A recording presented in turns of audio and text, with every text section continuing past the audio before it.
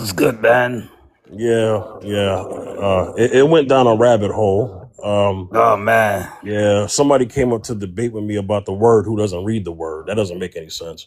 right. Well, you can't debate it if you don't read it. Thank you. The Bible says the carnal spirit cannot understand the things of the spirit. So you can't. The carnal mind can't understand the things of the spirit. So you can't debate it if you don't read it. Right. And the thing is that, we were talking about the topic and, she basically was kind of filibustering so that I couldn't get back to my topic because she's saying if we're going to talk about the topic, then we have to go here. Well, if you're incapable of still having a conversation about the topic, then I'm gonna have to kick you from the panel. Right. Because we could get back to talking about the topic without going down the rabbit hole. You know Right. what I'm saying? But yeah, I can't. You're not gonna not let me talk on my own show. That's crazy. That's crazy. Yeah. I couldn't even. I'm trying to address her points as an adult, respectfully. But you Right. keep talking and over talking. We can't get nowhere. Like she's trying to have an argument, Yeah. She's not a good communicator. This is what a good communicator. Remember, I said this on Fifth at Night yesterday, right? Yeah. I said that a terrible communicator is someone that talks and then when it's time, someone that talks and doesn't listen, or you only listening to respond but not listening to absorb. Right. You know what I'm saying? Yeah, man. So she's not a good communicator. If she was a good communicator and we can have this conversation, Right. then she would allow me to have my turn on my panel. Exactly. That's crazy. You know what I'm saying? She was to overtalk you. Yeah. Yeah, and that's the thing. I don't. What she said didn't offend me at all, Right. right? It didn't.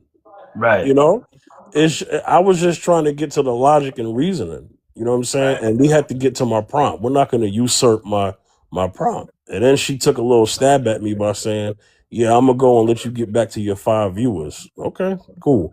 Hey, shout outs to my 5 viewers. Let me tell you something about humility, right? You have to celebrate the small wins. You know what I'm saying? Exactly. Because otherwise, when the big wins happen, you won't be grateful and graceful about it. See, if she was reading her word, she would understand that. Right. Right. Th- Exactly. There you go. All right. Hey, Black Beauty, how you doing? I'm okay. How y'all doing today? Good, Good. good. Thanks for coming up on the panel. All right. No So, problem. I got a prompt today. I'm gonna let Zacchaeus get to it. Okay. And then I'm gonna get to you. Matter of fact, I'm gonna let you. You were trying to get in. Hey, Zacchaeus, I'm gonna let Black Beauty go first, so she can answer the question. Okay. All Okay. right. Okay, So, it's cool. dating in 2026. Do expectations match reality? What do you think, Black Beauty? I'm gonna say yes and no depending on the people you dealing with. Now, to me personally, when it comes to like, if I'm looking at like character, um, I think they will match if people really looked at people's character like they're supposed to when they're dating. But I think when they're thinking about finances, a lot of times I'm not really seeing them they're matching. I think their expectations is a little bit high, or the things that they accepting and not accepting as far as like even with like children and stuff like that. Like I see people who have children don't want people with children. How are you requiring something you can't even accommodate? It makes no sense to me. Um uh Same as like a person being like six figures or having a whole bunch of money and stuff like that, and then you turn around, you ain't got nothing. That makes no sense to me. So yeah, I think it's a yes and no, Hmm. depending on the situation, because so many things is multi-layered, so it can go both ways. Yeah. No, I peeped that. Zacchaeus, man. The question: dating in 2026. Do expectations match reality? What do you think, brother?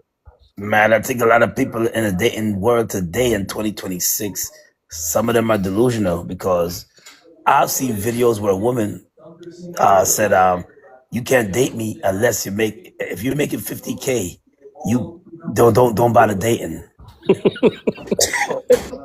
And I heard another woman say, "If you can't pay for my hair and nails, don't even look my way."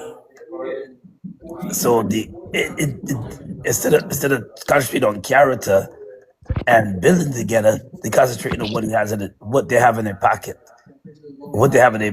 and all these material things instead of worried about the person, like really, really matching with the person, you know. So they worried about other things except for character.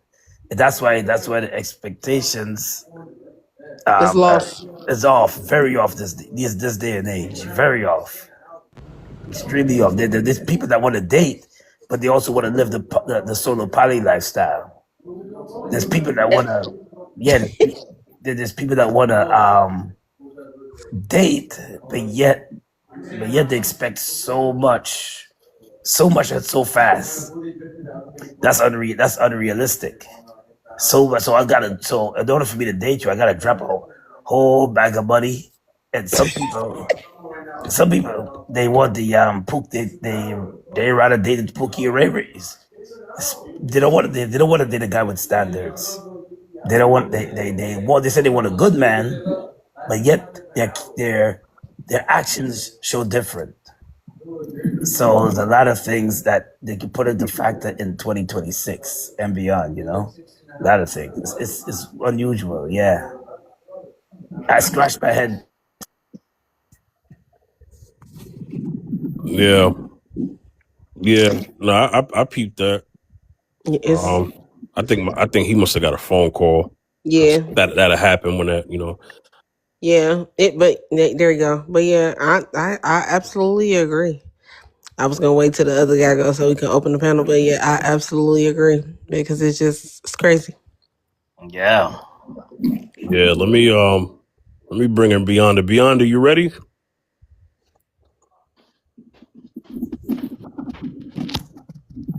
Sky come on. Oh, there you go. Can you hear me? Yeah, I hear you, brother. You see the prompt? Okay. Do expectations do dating expectations match reality in 2026? What do you think? No. Um, we live in a society where men think they're women and women think they're men. So I don't think people in dating are going to have a pretty good footing in reality, especially when like there's so many things in society that like alters the way they view other human beings, I guess. So people, nowadays want their cake and eat it too. There's a sense of entitlement in the air. Um, Everyone's selfish, and no one thinks that their stuff stinks. So, no, people don't have a good sense of reality. Like common sense is like actually lacking within our youth, and I'd even say it's even starting to rub off on the older people too. So, no, the answer to that simply is no. Yeah. Go ahead, Black Beauty. I think the problem is they caught up in social media and they're not really taking into consideration of the things that's actually going on in the world. Like, I'm not asking nobody to have all this particular money, knowing like if I'm in a bracket, say I'm in that bracket of 50,000 or 30,000 or whatever, and and not saying that I can't grow out of that, but that's what I'm dealing with. If I'm surrounded by that, why would I be expecting somebody to be spending all this money, but they got good character, they manage their money correctly, their credit is good, and you can build and you can see where it's a building there. But no, I want this flashy things, and then you find out half of the people then either renting those things, half of the people don't even own those things, half of the people are promoting things they don't even possess. But you done got caught up in the glam and you thinking this is what you need and this is what you deserve. You don't even act accordingly or even have the things to go with that lifestyle. It just be crazy to me. Like I said, it's so I see certain women and certain men all the time like, oh, I don't want nobody with a whole bunch of kids, but y'all got 5 kids. I'm somebody who don't even have children, and I still be like, okay, I can do with 2, depending on if somebody got the same baby mama, maybe lost a wife, and you know what I'm saying? Things like that come into play. But to say like, no, and you got kids and you want somebody to accommodate your kids, but you don't want to, it's not making sense. Or You want somebody to have a career and you don't even got no degree or nothing. Like, how is you looking for all this and you don't even have nothing? But then down a minute say, oh, I want a good man. But then when a good man comes who probably don't make as much, but he's making money and he have his things together. But no, you don't want him. But then you crying when Pookie, who faked and shaked you with this fake money, and now you ain't got nothing. Now you on the internet talking about some ain't no good men out here. No, you overlook those good men, and then you don't want to be accountable for picking bad men and women. Like, come on now, get your mind right. Yeah. Let me kind of get to what you said. So how about this? How about people just be more genuine about their approach and who they want in their lives? Because at the end of the day, people make money and lose money every day, right? So if we make our decisions based off what somebody got, then you don't want that person. You just want what they got. You would agree with that, right, Black Beauty? Oh. I agree. You heard me. Yeah, say it again. I said I agree with you. Yeah, I said I agree. Yeah, and I think that's the problem with people in the dating market. They want a thing, but not the person, and then get mad when said person doesn't operate in the things that they wanted. Correct. So that's a big problem. Then they put that smacks involved. Don't nobody be learning the people. They be like, oh, they fine. They do a little 1-2 step. Mm-hmm. And then you do the smacks, and then you talking about some, oh, they ain't who I thought I was. You didn't even get to know who they was because you was already freaking and geeking. Well, that's what they wanted to begin with, and instead of them being upfront and honest, they're going into, he gotta have this and she gotta have this. No, you just want to clap. But the thing is, you want your ego to be boosted, because when said person claps, you could say, "Oh, I was on the woman's side. Oh, I dated a man who was a doctor. I dated a man who was who owns a yacht." On the man's side, yo, I dated an Instagram baddie. Yo, I dated a such and such. That's more so for their ego, not so that they can go around and quote unquote flex that they got such things. Mm-mm. That's a way to look at it, But expectations, right? Yes, I think people expect a lot of things. Do they deserve it? No. Absolutely not. I mean, I think people deserve. I think all people deserve something good, but I think if the way you approaching it is not good, then don't be having no high expectations of it. That's all I'm saying. It's just like no accommodations. Like, and I hear it all the time. Like, you want somebody fine, but you ain't even fit. You want somebody working, but you ain't even working. Like, I have literally seen men sit there like, certain men, yeah, I want this, that, that, that. And then you ain't got no crib, no nothing, but you talking all this. Like, at least the people who saying like, I want this and that, they expecting that because they have it and they probably don't want to lose it. I can understand that. Even with them still can be crazy expectations, but I can look at it differently when you have those things in your possession than someone who does not. But I'm always looking for character anyway. Like you said, money comes and goes. It goes up, it goes down, it comes in, it goes out. So I'm looking for that. But I can't sit around you if I can't carry a conversation and your character bold, you ain't gonna sit around me that long anyway. So, Yeah, right. So, like, for instance, right, and I was talking earlier, the reality is this, right? You have I said yesterday's price is not today's price, right? Yes, yesterday's standards are not today's. Some things should always be the same, and some things have changed over time because of the conditions that we're living in now. So you mentioned earlier about the whole income thing, right? Mm-hmm. So once upon a time, Grandpa probably made like $300, had $300 rent in a 3-bedroom apartment. That's not the case now. Right. Once upon a time, women weren't. Women, to me, women always worked, but Hmm. as far as like the demand for women to work was different back then, right? Right. So now the cost of living is going by the assumption that two people make money, because their whole thing is, oh, we're gonna profit more for two incomes than one, right? Right. So what was required is now more of a team effort financially, as opposed to back in the day, one salary could support a home with kids, Right. you know, because they were living within their means. But I also feel in this way, the economy is even worse. But I think also people don't live within their means anymore.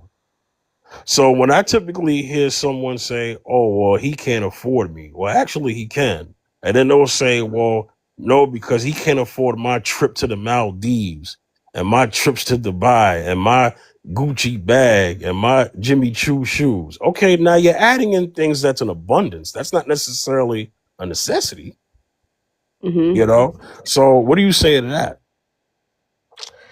Um, I mean, sh- I don't reduce myself to what he can't afford because I don't even talk in that manner. But I think as far as if you got a particular lifestyle, he probably can't get the lifestyle. But that don't mean he can't obtain it. It's just he may don't want to. That's why I really feel like people really don't be having a conversation, because even when I look at the dynamics of parents who had children, and you got one parent that's like real materialistic, and then you got another parent that's like not materialistic, and you mad because what you want to spend for the child was not what a person want to spend. But if y'all would have talked about it, you would have knew that person was not even on that type of time like that. So it's just like, how can I say it? It's just like they want to force, they want to embarrass another particular person because they want to force their standards on the other person, when that's not a relationship. You know what I'm saying? I just don't think that's a relationship. It's a control. It's you want to control how somebody treats you and love you, or how you feel about particular things. And people don't understand. A lot of times people validate certain things because they lack a lot of other insecurities. So that's why they look for validation in materialistic things and all that type of stuff. So it's kind of hard to even explain. Right. You know. Yeah. No, I peep what you're saying. Let me get Revy in here. It's been a minute since Revy been here. How you doing, Revy? Hey, Hey. Good, good. Hey, hey, welcome back. All right. Hey, Mhm. you see the topic, dating in 2026. Do do expectations expectations match match reality? reality? Yeah. Um, expectations. I mean, it depends. Um, Women have been saying that they just want a provider, protector. You know, the basics of of the equivalent of what the average male is supposed to be. Men have started to put more on the list that women have never asked for. Men have all my life I've been hearing men are supposed to protect and provide. Men add a little bit more. Told them some men are supposed to lead. When did the leading part come in? I ain't never hit that part. When who told them that? And men put that on themselves. Men have actually added that to the list that was never on the list before.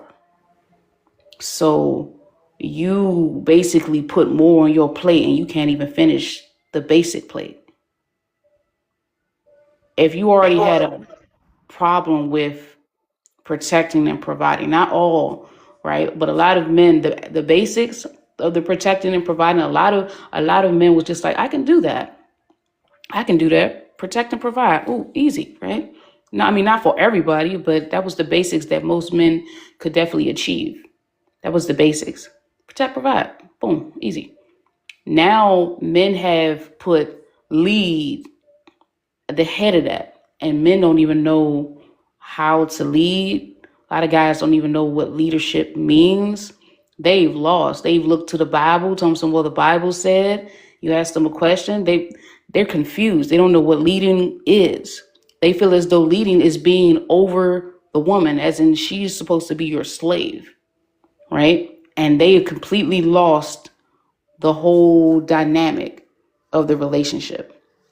So they added more to their plate. So that expectation doesn't fit reality. There is no leader in a relationship. And they've completely lost reality from there, which we see now. Women just said that they just wanted the basics, which has always been, which is the protector, provider, male, communication, respect, love, which a lot of guys back in the day said, hey, no problem. A lot of guys can achieve that. But it's other men who put a little bit more on their plate, and now men are opting out of it because none of them can know what it means. So that's why I say it depends. Okay. Yeah. So Rebby, I want you to hold all of those thoughts because I'm gonna try to get to your points, but let me get to Wisdom Academy. Wisdom Academy, what's going on, brother? Peace. Thank you for Peace. having me up. No problem, brother. Hey, two things. Yes, So sir. the prompt, dating in 2026, do expectations match reality? Answer that. But then also, can you be the first one to respond to what Revy said after you do that? If that's okay. Yes, sir. All right, go ahead, Wisdom. Okay, so dating in 2026, do expectations match reality? No. I don't think expectations match the reality.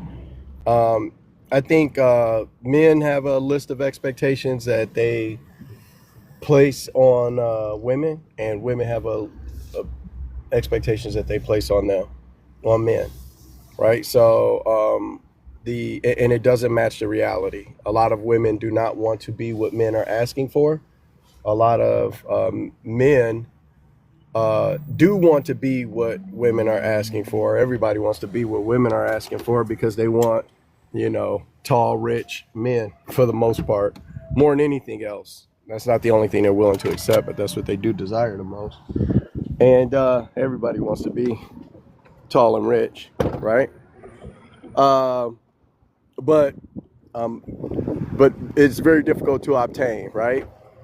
To be rich, and some of these things that women want are outside of the control of the person, so it is what it is, right? You can have in this life whatever you can negotiate. So if you're a guy and you're not tall enough, get in shape.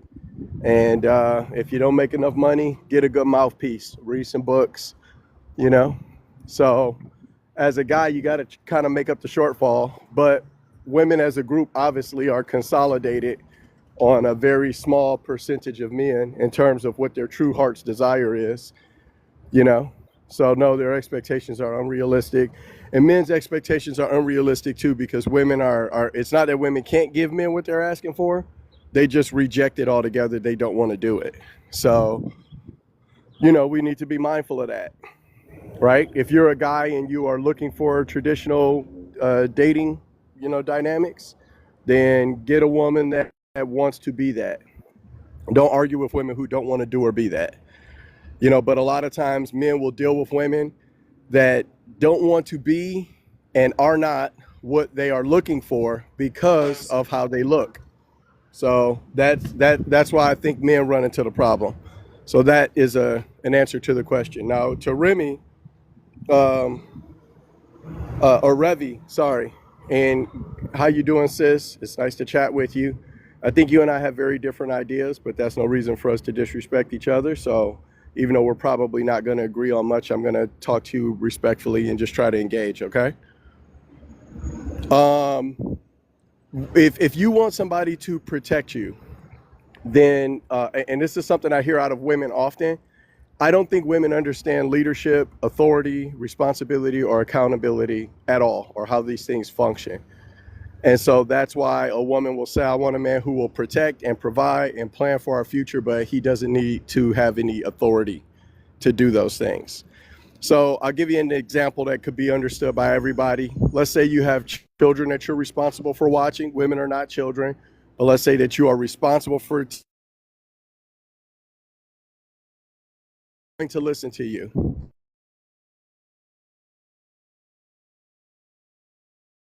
All through the parking lot, and they won't listen to you, right? You're trying to keep an eye on the exits and entrances. You're trying to make sure they're safe. They won't listen to you. They won't sit down. They won't do anything that you ask them to do.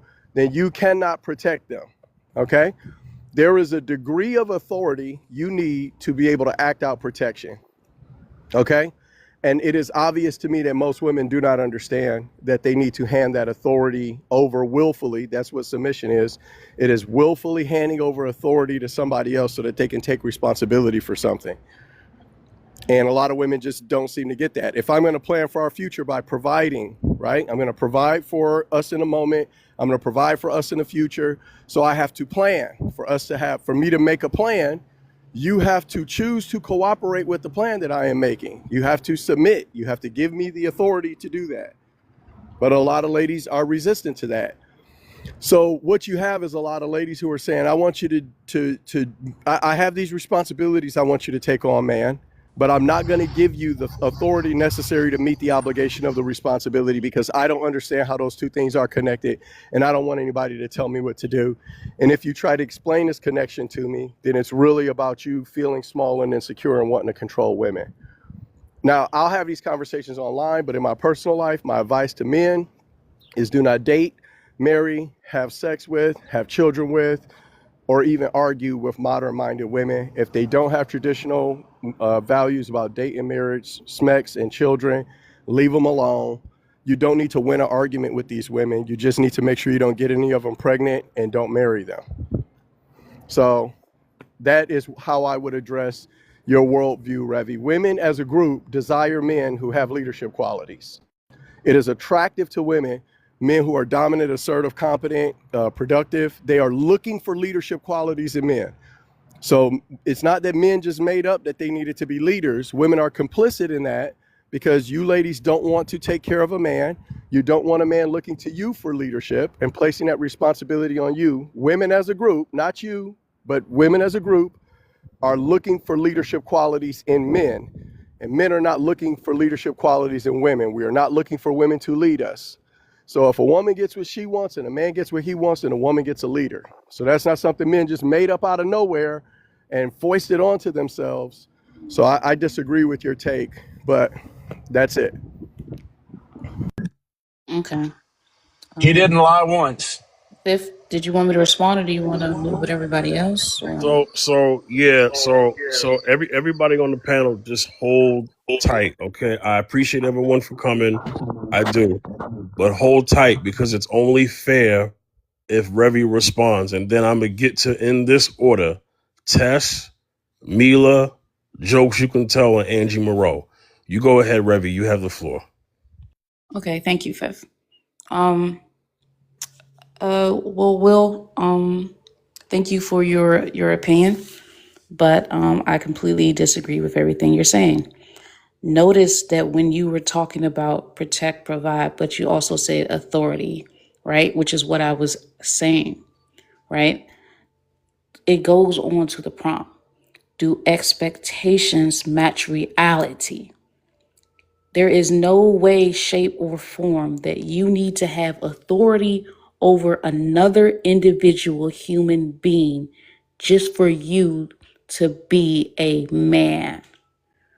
Okay? As I said, the basic things that men were supposed to do that women looked for was protecting and providing. Okay? Is he financially responsible and literate? Does he understand finances? Is he able to pay all the bills? Providing. Can he protect me if I'm in danger? Can he protect the kids if I'm not around? Protection. You guys added more things that do not fit reality. Authority over her. She must let me lead, basically saying she must let me be a man and then y'all don't even know what a man is. Y'all are completely confused. Being a man does not mean you're over her. Being a man does not mean you make all the rules. That is not in reality. You guys added more to y'all plate and then realized why you couldn't meet the expectations. You even said women, the average woman is not looking for a tall, rich man. The average woman is at least 5'6", 5'7". I think I'm a little above average as I'm 5'10". 5'3". Five, The five average what? woman is between 5'3" and 5'4". Yeah, but go But ahead. never mind. Just I For, don't want to interrupt you, for but which race? go ahead. I guess. I don't know. The You said the planet. Wow. average The woman, planet. so The you didn't planet. specify a race, but women in general are between 5'3" and 5'4". But go ahead. Wow. I thought it was 5'6". Okay. It's Okay. no worries. Go ahead. Wow. Okay. Well, I was correct. I wow. That's really short. But anyways, I'm 5'10", so wow. Okay. But still, right? Height doesn't matter, right? But to say that, every woman is looking for the the the above average man. He has to be rich. He has to be tall. That's something that men added. As I stated before, y'all are the ones that added more on y'all plate that y'all cannot reach. The expectations that women wanted was the basics: have a car, have a job, be emotional regulated, right? Basics, just basic stuff. The average woman is looking for the average man. The average person is not going to look for the above average if they never had it or never been around it. Okay, if that person so-called be around them, and people, majority of people date in proximity of where they are at, and that's statistics. Okay, you're not going to be the average person is not going to be around the above average rich elite people. So when men start saying every woman is looking for the above average man, they're looking for the rich guy, they're looking for the 7 foot tall giants and everything, that's completely those expectations do not match with reality, is what I'm saying. And you proved my point completely, right? I didn't say You every. I said a majority, and I But think that if you got that's together 100 still women. not true because majority of people are average, right or wrong. But the majority. Two things, real quick. The majority of women do not consider themselves average. That's why they call themselves goddesses and queens, and they all think they're tens. And the majority of women are not looking for the Well, average being man. a 10, So being a 10 is subjective to the person. Beauty I is know in the eyes of women. the beholder. So it's like I that got it, person but can that's be why. a 10 to I someone get it, but else. I don't. I understand, but I don't think of those things that way. But I don't want to argue about the difference in how we consider it. I'm only But saying to that's what you I'm that saying. But wisdom, you did prove my point though. Do no, expect because I don't. everything I you don't. said went right into I don't think you. Yeah, everything you said went right into went the right topic. into. Do Okay. expectations match reality? Your Yeah. expectations of how women perceive and what they want is Yeah. not women's expectations. That's you All right. guys, All right? right. I'm gonna. You added more to it that women have never said, is what I'm All right. saying. Okay. All right. I understand what you mean, but as a 6'1", 220-pound, multiple six-figure earning man, And I am still telling you my options with women have been limitless all of my adult life because the majority of women, the overwhelming majority of women, the overwhelming majority prefer men who are tall, competent, productive, and successful. And if the basis of your argument is that that's something I'm making up because I don't really understand what women are looking for, then you and I that's a bridge too far to cross because you won't be able to convince me with what I have seen across the 45 years I've been on the planet for myself and other men like me. so you believe That I just hold on. I know you think it's a basis of my belief, and I accept that. I'm not trying to argue that you reject what I'm saying to you. I know you don't accept it. That's fine. I'm just telling you that the majority of women, in my opinion and in my experience and in the general experience of basically every man on the planet, prefer tall, productive, competent, successful men. That is the preference. It isn't what they always go for. It isn't what they always get. But if you take two men and put them together side by side, equal in character and quality of human being, and one is taller and richer, the taller and richer one is going to win 99 out of 100 times. And if you don't know that, I'm not going to fight to bring you into my reality. But there is a 5-foot man that has that same exact story. Like, I just don't understand. Well, the point okay, all right. This could kind of go back and forth. I don't mind the conversation, but let me be fair to the people coming in. Tess, are you ready? I got to get Tess Yes. first. Jokes, my bad. All right, Tess. Hey, thank you. Welcome to the panel. Here are the rules for my panel, okay? For people who are new, no cursing, no foul language, and just respect each other, okay? All right. So the prompt Yes. is: in dating in 2026, do expectations match reality? Go ahead. No, I don't believe that expectations match people's reality. I feel like dating right now is kind of like a paradox. People say they want real love, but they don't always move in a way to create that. But also studies show that people are starting to want more intentional, meaningful relationships, not, casual things. But at the same time, these are the same people who are still ghosting, showing mixed signals, and, giving their body up to people who aren't serious about them. So people expect relationship treatment, but don't move with relationship intentions. So yeah, and also to chime in with Wisdom and Revi were going back and forth with, I think people have a problem with certain words. Like, they use certain words like submission, they think of it as a negative thing. And when Wisdom was talking about authority is more, if it's a healthy relationship, authority has a lot to do with leadership, guiding, provision, and stuff like that. And I think people take that as a negative way, as in thinking like authority, like they're trying to control me and so on. But that's not really the case, especially if you're trying to look for longevity in a relationship. I think that men's job are to lead. That's their goal in life, is to lead. But most men are not leaders, and it's not meant for a lot of men to be a leader. So I land my plane. Okay. Hey, Mila, give me one moment. Let me let Jokes go first, okay? Because I'm gonna let Go you get ahead. time, okay? Go ahead. Okay. Take your time. Yeah. Jokes, you could Oh, tell. What's going on? How you doing? hey, man. Thanks for letting me up. A couple quick things. One, to address the prompt. Yeah, Mm-hmm. expectations don't match reality. Women don't know what men want nowadays, and I don't think they're very interested in learning. And the other thing is, men have failed. Men are not something that, or a man is not something that is just born. A man is something that is built, and you build men in the company of other men. So I'm sure Wisdom would probably agree with this. Is a big reason why a lot of people aren't that excited about making new friends is because they're not that excited about the friends that they have. And a lot of people, when they go in and they start trying to look for friends and make friends, they're either reaching down or reaching sideways. And when you go to make a friend, you should be reaching up.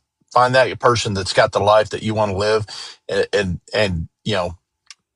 try to befriend them, try to learn, what it is they're doing, see how they act, and try to emulate that. But to address what Revi said that women want a man to provide protection and to be a provider. Okay, so you expect this man to be responsible for your protection. He is responsible for providing. He's supposed to be responsible when it comes to finances, but he has no authority. How is that? So you want a man with all the characteristics of being a leader. Well, if someone's a leader, they do naturally have authority. Authority doesn't mean that like they say something and you jump and do exactly what they say. But you're sending mixed signals. You want this man to be responsible for your safety and your protection, but you won't give him authority to say, "Hey, babe, that's not you don't need to be going out for a jog at 8:00 at night. I don't want you doing that." Make it make sense. This is why I said that I don't believe most women understand, leadership or responsibility or accountability. or authority or any of that. When I hear them talk about how they think these things function, it is childlike. Yeah, and the thing is a good man is going to be a balanced man. All right, he is going to be assertive, not domineering. He is going to be, uh, you know, assertive, not aggressive. He's going to be forceful, but he's also going to be compassionate. And a lot of this is on men too. We're building men that are disconnected from what actual masculinity is. And I'll land my plane there. All right, real quick. Let me get to Mila. Mila, how you doing, Mila? I'm fine. How y'all doing today? Good, good. You see the prompt? I think I sent it to you yesterday. Um, Dating in 2026, do expectations match reality? No, I don't think they do match reality because of the simple fact, women these days want more than they can. Women these days like to bite off more than they can chew. Okay, um, and I'm gonna leave it there because if I get too deep into it, then it's gonna be a lot of people that don't agree with me. But basically, no, it don't. It don't add up. It don't go together. Men are supposed to be leaders. The women are supposed to follow. And if you don't want a man to lead you, be single. Hmm. Mila, you outside? Hey, birds No, chirping. that's not my background. Oh, Oh, sorry, okay. that's me. I'll mute. Oh, okay. All I'm right. Yeah, about that's to not my I'm background. about to climb up on a roof, so Oh, I will mute. that makes sense. All right. Let me get to Angie. Hey, Angie. Angie, you ready? Okay, she must have left the phone. Real quick, I want to thank all my people who supported the new YouTube show Fifth at Night, and but the nighttime talk show on my YouTube channel. So shout outs to everybody who showed up for that, and all my guests. You know what I'm saying? I appreciate that. Beyonda, Mila, Angie, Lena, Zacchaeus. Y'all were great on the panel. Uh, the show was getting good feedback. All right, I appreciate that. Angie, you ready? You there, Angie? She probably walked away from the phone for a Yeah, minute. she probably did. Angie, when you're ready, just talk and then we'll get you. Angie, you There we there? go. Can you hear me? Okay, I hear you now. Hey, you see the topic, right? Dating in 2026, do expectations match reality? What do you think? I don't think that people's expectations match reality. I hear a lot of bogus stuff on the internet. What do you bring to the table? I want my wife to do XYZ. You're seeing the push of the trad wife tradition on TikTok. You hear a lot of stuff about finances when it comes to women and men and exchange and all the ways that they want to split things, and it's just too much, and that just comes with a lot. I don't think people take into account. I think a lot of people my age, when they date, they expect the man to have everything figured out, and that puts a lot of pressure on people. But you're in your 20s, nobody has anything figured out in their 20s. So that's how I feel. Yeah. Okay. Open discussion. Anybody want to get back to any other points that was made? They can go. I do want to I came in when Wisdom was speaking and I didn't get to hear the beginning of what he said, but I did catch the end. And we both agreed. Well, I agree with what he said. The man is always supposed to be the lead. If a woman don't allow a man to lead, what do you have him in your presence for? Is he there just to be a pretty picture in the background? What are you there for? You can't allow anybody to do anything. You are an individual. That person is an individual. And before they met you, they were by themselves, right? If I'm good at something, you don't need permission to be good at something. You're just good at it. Okay? That person doesn't need to be like, I never heard anybody say, I'm the leader, let me lead to protect you. I'm the leader, let me lead to pay the bills in the house we both share. That doesn't make any sense. You just do it if you are that.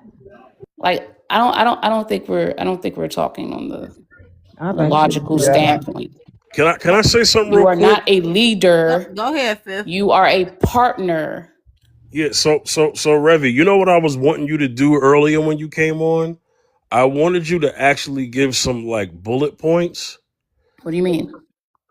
Well, because you spoke and you talked about what men have added to their plate. Can you list all the things that men have added to the plate that women have not asked for, that you feel that put more pressure on the man or more pressure on the relationship itself I thought in I terms did. of expectation? You did it. Okay, this is what you did. So this is what I want to get more detail on.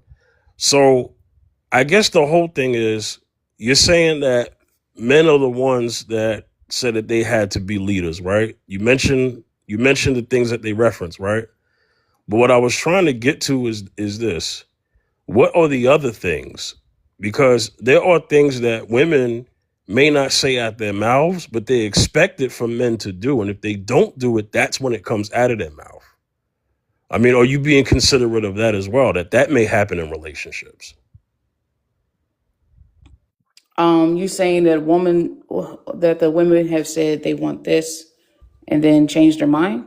No, what I'm saying is there are women who verbally will get into relationships. They won't necessarily verbalize what it is that they require from that man. But if that man doesn't do the things, then that's when they'll say, well, you're supposed to be this and you're supposed to be that. And then the man could say, well, you never discussed that, you never asked that, you never required that. And in terms of the leader thing, I hope I'm being clear about this. I feel like I'm talking in a circle. Yeah, So I'm losing a little bit, but I'm trying to understand. yeah, because my mind is, I'm so tired mentally. so let me I've been producing 5 shows, so I'm all over the place. Go ahead, Wisdom. I'm yeah, sorry. let me ask you this, Ravi. Ravi, have you yourself personally had either a romantic or a personal relationship where you were underneath the leadership of a man, either romantically or in your family? No, I've never been in a relationship with a leadership under a man. No, and Okay, I'm. so your father, and I'm not trying to dig into your personal life. I'm Oh, just I thought asking you some said like questions. relationship No, dating. I know. Are you I'm saying asking Are you saying personal. like has my I'm mom and asking a, dad around? Yeah, my mom and dad have been around. Yeah, yeah, if you're no, no, talking no, about no. So you didn't consider your father parental a leader to you. Okay, so you didn't consider your father a leader to you and your mother, correct? leader, no, he was my dad. Okay, all right. So, so Okay, hold he on, wasn't Wisdom. trying Let to. me let me just say this. Was your dad the man of the house? My dad is the man of the house. He was the man. Yeah. Okay, okay. All right. So, but he didn't have any authority as a leader. So, if there was something he felt needed to be done, he didn't have the authority to give that as a instruction. If there was something he felt needed to be corrected, he didn't have the authority to correct.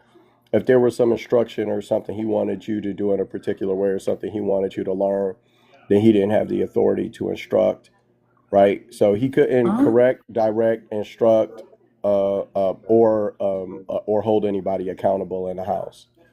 Is that or I'm a little confused. Are you asking me? Are my parents teach me? here's what you know what I'm gonna cut to it and stay at. I'm just gonna cut directly to my point.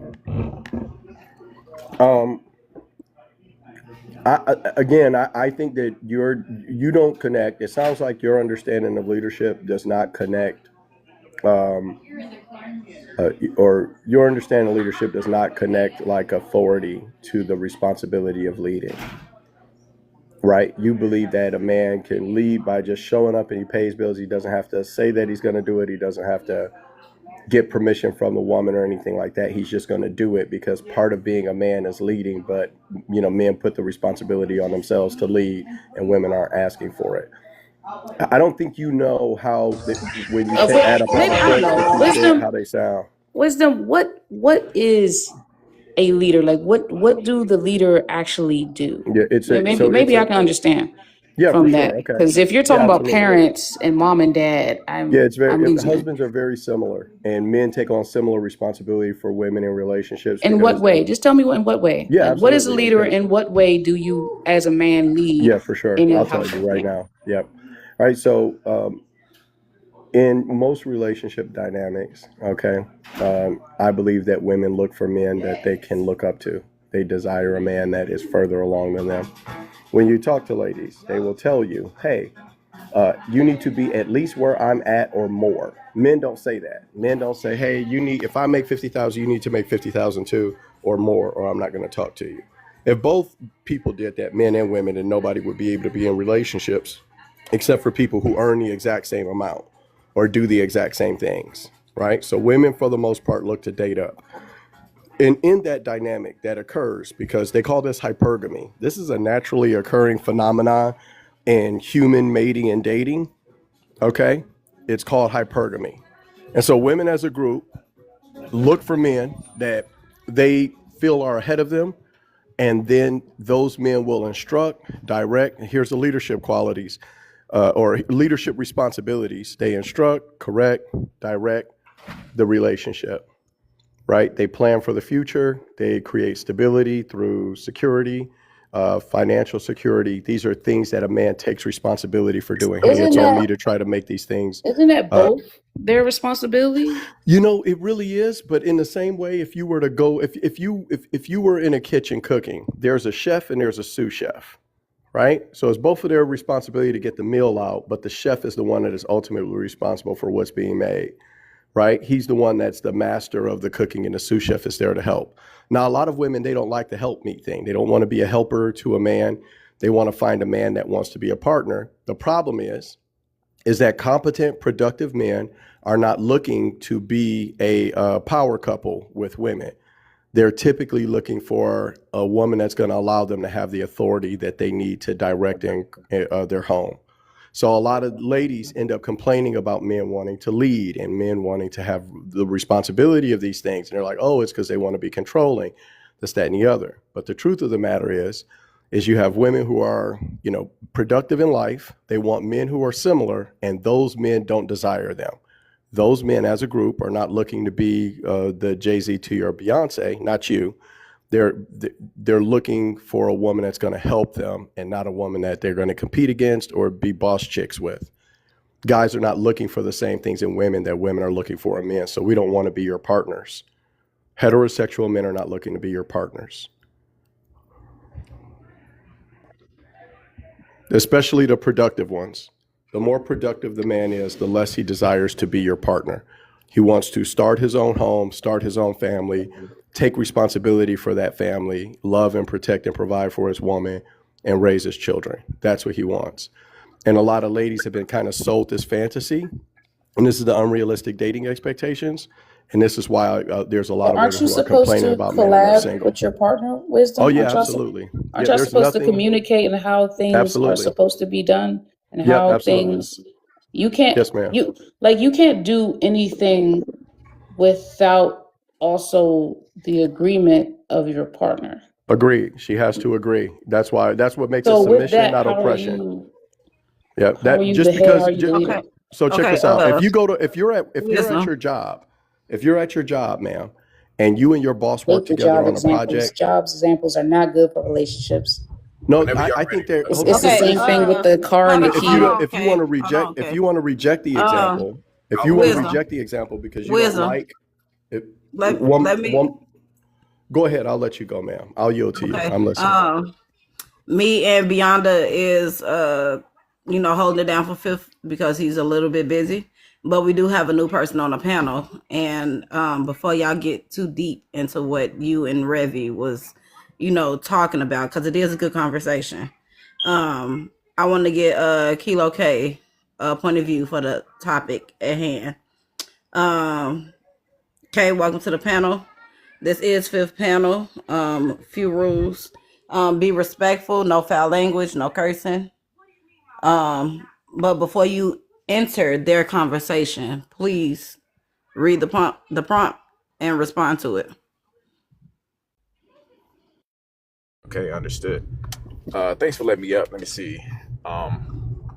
Do expectations match reality? In general, I mean, it depends, right? I think most people probably have a warped sense of themselves, meaning what they deserve. If we're talking about relationships, it seems like this is a relationship type of topic. So, in order, you have to be in tune with yourself and what you deserve, quote unquote. We use deserve as the operative word. And then you have to also know, like, whatever your market is. So if you're a woman, your market is, well, if you're a hetero woman, your market is hetero men, and vice versa. If you're a hetero man, it's hetero women. So you have to know what they want, or have an idea, and then be as marketable as possible. And if you have all those three things, then you are in tune with reality, which may mean if you're not deserving, if you don't have certain qualities, then you need to adjust to reality. Meaning like, oh man, I don't make this much, or I don't look this way, or I don't do this, or I don't live. Even your geographical location is going to limit you to what you can achieve, for a suitable partner, and I mean a suitable mate. So if you do all those things, then your perception of your reality, what you can really truly get, is in tune. But I don't think people really have the capacity and awareness to really take all of that type of stuff into account. So probably most people's expectations don't match their reality. And I think social media doesn't help because that helps to skew reality. When you by the time you throw on filters and put fake this, fake that, and makeup on, and throw on, you may think your reality, your prospects are one thing, when really that's not the case. When you go outside, ain't nobody really checking for you like that in the real world, huh? So I think a lot of people's realities are definitely out of whack as far as that goes. So I'll end with that. But can I comment on whatever Wisdom and Revy were saying? Yeah, you can. Go ahead. Cool. So what? And I don't know, Revy. I'm trying to listen to you and see if you're being.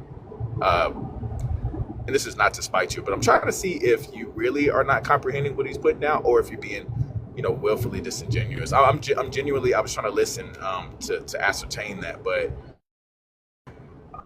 you also did say, I think it sounds like, using context clues, it sounds like your father, although he may have been a good man, possibly he wasn't really like the head of the house, like Wisdom essentially was trying to pull out of you. Because if he was, that's one of those things when you have a strong male figure and a supportive mother, like nuclear family, you already know what he's asking. You would have been like, yeah, for sure, yeah, my dad was that guy.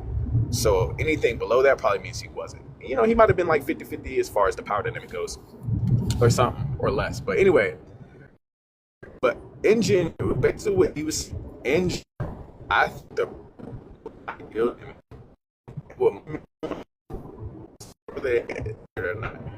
man who is wise, Your signal has going ambition, out. all that kind of stuff, and the leader. And okay, I may have to go ahead and drop me. I'm probably gonna lose signal here in a bit. All right. We have Make another sure question. you come back up, because I definitely want to talk to you about your last comment. Okay, too easy. Yeah, you do that. We do have another person on the panel, the Brown Print. Welcome to the panel. This is Fifth Live.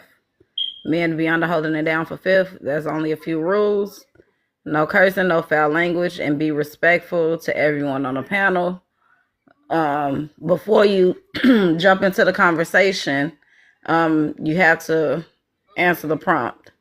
Dating in 2026, do expectations match reality? The floor is yours. Hello. Thank you for letting me up. In 2026, Does expectations match reality? I would say, I can't speak for nobody else, but I would definitely say yes for me. I think when people get on the panels, different panels, they speak for other people. I'm not going to speak for anybody else. I'm going to speak for myself. My expectations is reality. Why? Because when as I analyze life or choices that I made in the past or whoever I'm dating in the future, right? Or right now, I'm not basing my life on the current situation. If I'm dating, I'm dating to marry. This is someone that I can see leading a whole household, leading me, leading my children, and also building generational wealth with me. So if I'm dating someone, the bare minimum isn't high expectations. That's something that someone is supposed to do, because if they can't even what's the word for it? If they can't even basically manage the basics of their daily operations, their life balance and their career, family, it could be social life, or just understanding who they are as a person, how can I trust them to lead a household? So I would say my expectations is reality, because when you become the lead of the household, now your children and your children's children, that they're going to look up to you. This is someone that they see as the pillar of the family. So for me, I think it's very important. And I wouldn't say expectations is a big thing. I would say having morals and principles more so is very, very vital within a relationship, or just for your life in general. Why? Because some people, they don't plan for the future. They don't think about how their children is going to be well off, if they even have life insurance or anything, like any type of coverage to make sure that that family lineage is covered for centuries or whatever. You get what I'm saying? So I can't speak for other people, but what I can say is, you can't provide something to someone else that you can't provide for yourself. And that could be love, that could be, nurturing or support or whatever. Like, if you feel like you're not receiving that in a relationship, that means that that person probably can't provide that for you because they don't know how to. That's probably how they weren't raised, or it could be different experiences that play a part in it. But just know that you can't pour into someone, you can't pour out of an empty cup. So I'm just gonna land my plane on that. I also wanted to say something to Kilo. What you said was very disrespectful, very disingenuous. When me and Wisdom was having a conversation, I was trying to understand where he was coming from. I think you coming at me saying I was purposely not trying to understand him and then making a jab at my family dynamic and my father definitely showed lack of intelligence and emotional problems and insecurities with your own father. No, And I'm sorry, I Reggie. don't What understand. what was Well, it that give he me a said? second, Not to lovely. cut you off. I I'm just don't sorry. understand what was my father having to be in what you stated. Like, if I disagree, that's fine. And if I didn't understand what Wisdom was speaking about, you kind of just popped up in the mid sentence. You probably didn't even know exactly our full conversation, which is why what we were telling you to read the topic instead of just jumping in. But my family dynamic had nothing to do with what you had to state, but you seemed to put that in there anyway. It kind of showed who you were and your character. So So keep I it never cute, said that. keep it classy. Okay, Sis, I want to hold say on, this. hold on, I'm gonna hold say on, this, Kilo. Hold on, hold if on, I hold may. on, Kilo. Revi, he literally, when Wisdom was asking about your father, that's when he made the comment. He was trying to get an understanding. He wasn't talking about you or your family dynamics. Okay, it was just to get an understanding. That's why he put the question in the comments before he said anything. And then when he came up, he did jump in, and then I asked him to wait, and he went back on mute. But he only jumped in because you and Wisdom was having a conversation. He did not, at that time, he did not know the rules of the panel. I know you're trying to help him and save him, I'm not lovely, trying to help anybody. but I've been he here. had no reason, right? Wisdom was Revy, trying to make an this is what example, actually happened. and he asked me, like, you know, you have your mom I and didn't dad, interrupt right? y'all. Right. Kilo was trying to make a jab, and I definitely seen the difference. And if you couldn't, Lovely, that's fine, but I definitely saw, right? Wisdom was asking me a question about the dynamic of how it was so I could answer. Kilo said, well, if your father wasn't like this, and we can understand why you couldn't answer the question because your dad was just not that guy. That was a jab. All right. I speak very fluently in English, communication very well. Okay. Intelligence very high. If you can't tell the difference from a jab, right, and trying to actually explain to me, then that's, you know, that's not my problem. That's more of a you thing. But as I said, he made a jab, and I Okay, well that's corrected him, that's how you I felt, and just corrected him on it. he's Do constantly in a not conversation. jab He at didn't mean me it. again. He That's said he all didn't mean it. that is all But if that you is all have I'm a gonna say. problem, you can leave Do the panel. not jab at me But he again. did not. He said he And didn't mean I it that land. way. You took it the absolute wrong way, and he did not mean it. Go ahead, Kilo. You got it. Yeah, so I actually followed because I think Lovely gave me the floor. I answered the question first, Mm-hmm. and then I circled back to what y'all were talking about. That's what I did because she explained the rules. I was like, okay, cool. Now, as it pertains to you and this delusion of me, I guess, jabbing at your family, what I actually said, because you you said what you heard or were able to comprehend with your high intelligence, huh? But what I actually said was, I'm not sure, and I said I'm being genuine. This is not to spite you. That's what I said. I prefaced it. And what I said was, I'm trying to figure out, because I've been listening, if you are being disingenuous, meaning you really understood what Wisdom was saying, but you're playing around, acting like you didn't, right? Or if you really are not comprehending what he's saying. That's what I said. That wasn't a jab. That was a question. There's a question mark. In other words, I'm saying I need to listen further to ascertain your level of intelligence, which I'm pretty sure I got you pegged now, to see whether or not you're being disingenuous or if you're really not getting it. So Huh? nobody jabbed at What you was at that? nobody jabbed at you at the moment. I just jabbed at you just now. Huh? You see? But I get it, man. I think you're a bit delusional, and that's unfortunate. But you fit right in on TikTok. I land. Huh? Because your connection is a little. Yeah, I'm driving, baby girl. It's okay though. I think you get the gist. The thing is, Kilo, you heard what I said. I'm not going to repeat myself. I do not repeat myself. That's kind of it. You heard me. Well, you Nobody don't asked you gotta to No, repeat repeat we're yourself. not gonna yourself. You do the talking back like and she's a forth. bad bitch. She's not even a bad bitch. You talking about you don't repeat yourself. That's wild. Who are you?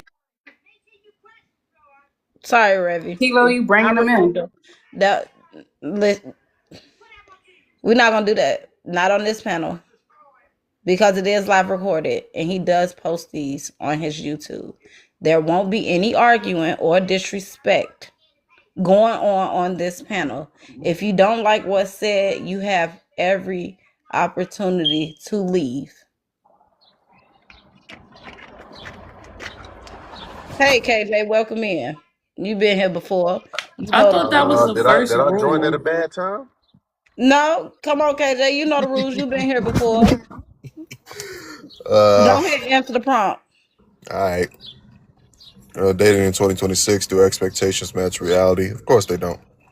People are delusional with their expectations. Their expectations don't meet the expectations that they have for self. I'm constantly expecting this above and beyond sort of measure for somebody as mediocre as yourself is something that a lot of people, men and women alike, do. Was probably one of the reasons why the dating scene is so flunky right now. But this is just coming from somebody that was just observing. That's just observing at this point. Honestly, this whole the dating scene is a losing game through and through. Because of these remedial expectations that people have for one another. So the reality shows that honestly, just be self-sufficient. If they like you, they like you. If they don't, they don't. The show must go on. All right, KJ. So, Survivor, welcome to the panel. You've been here multiple times. Yes. Hey, how you doing, Mila? How are you, Fifth? All of you on the panel. I'm not sure if we've met, but how you doing? Hope you're all well.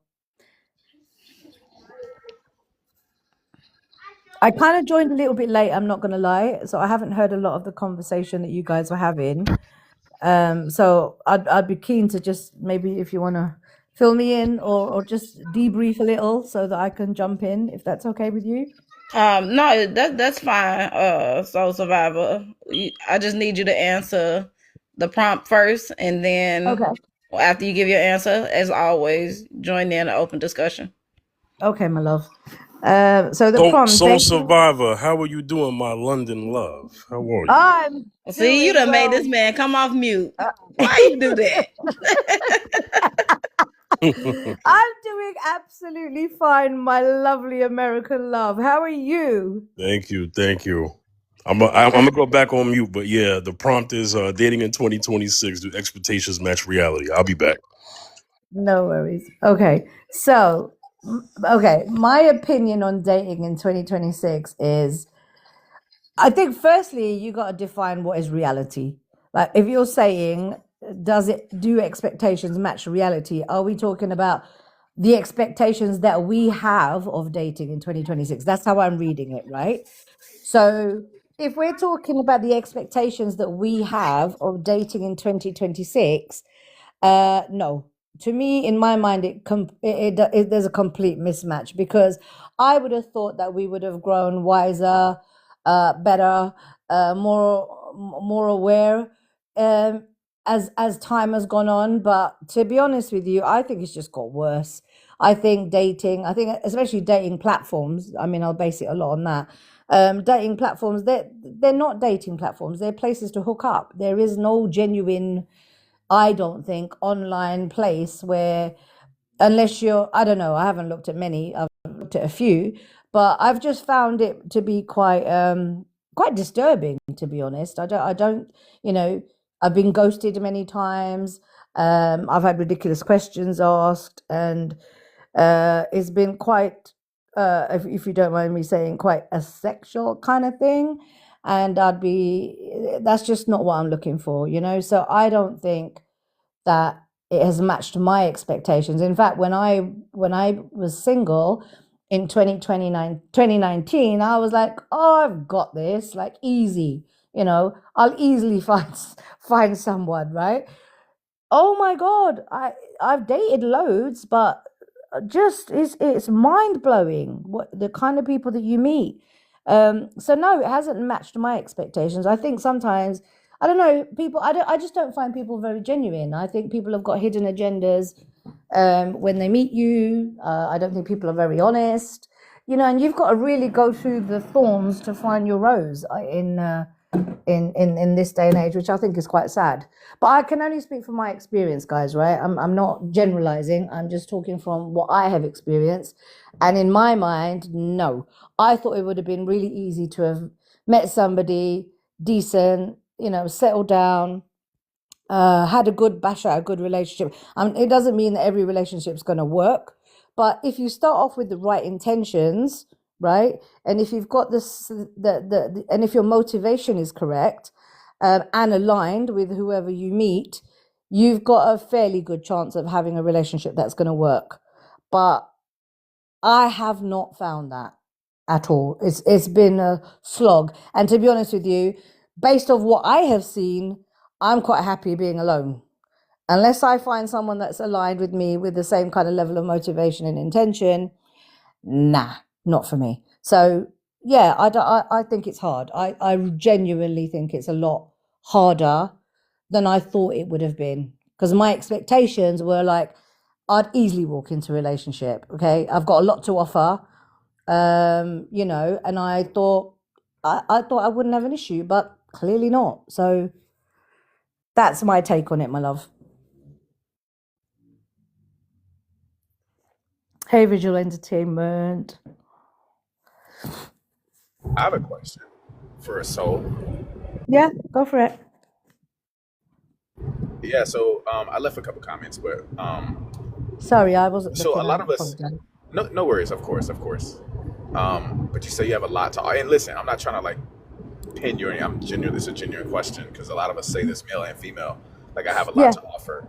yeah, Um, but that's kind of like talking about how I think about it, right? It's kind of like someone talking about a property, like maybe you have land or a real estate, right? And you're like, yeah, this mm-hmm, is a really good property, has a lot to offer. But mm-hmm. at the end of the day, the only thing that matters if you're trying to sell the property is what the market thinks about it, right? Yeah, true. So that is, I think if more people, and this kind of goes to the prompt because it's like, do expectations match reality? So you may have a lot to offer. That may be a fact, demonstrably.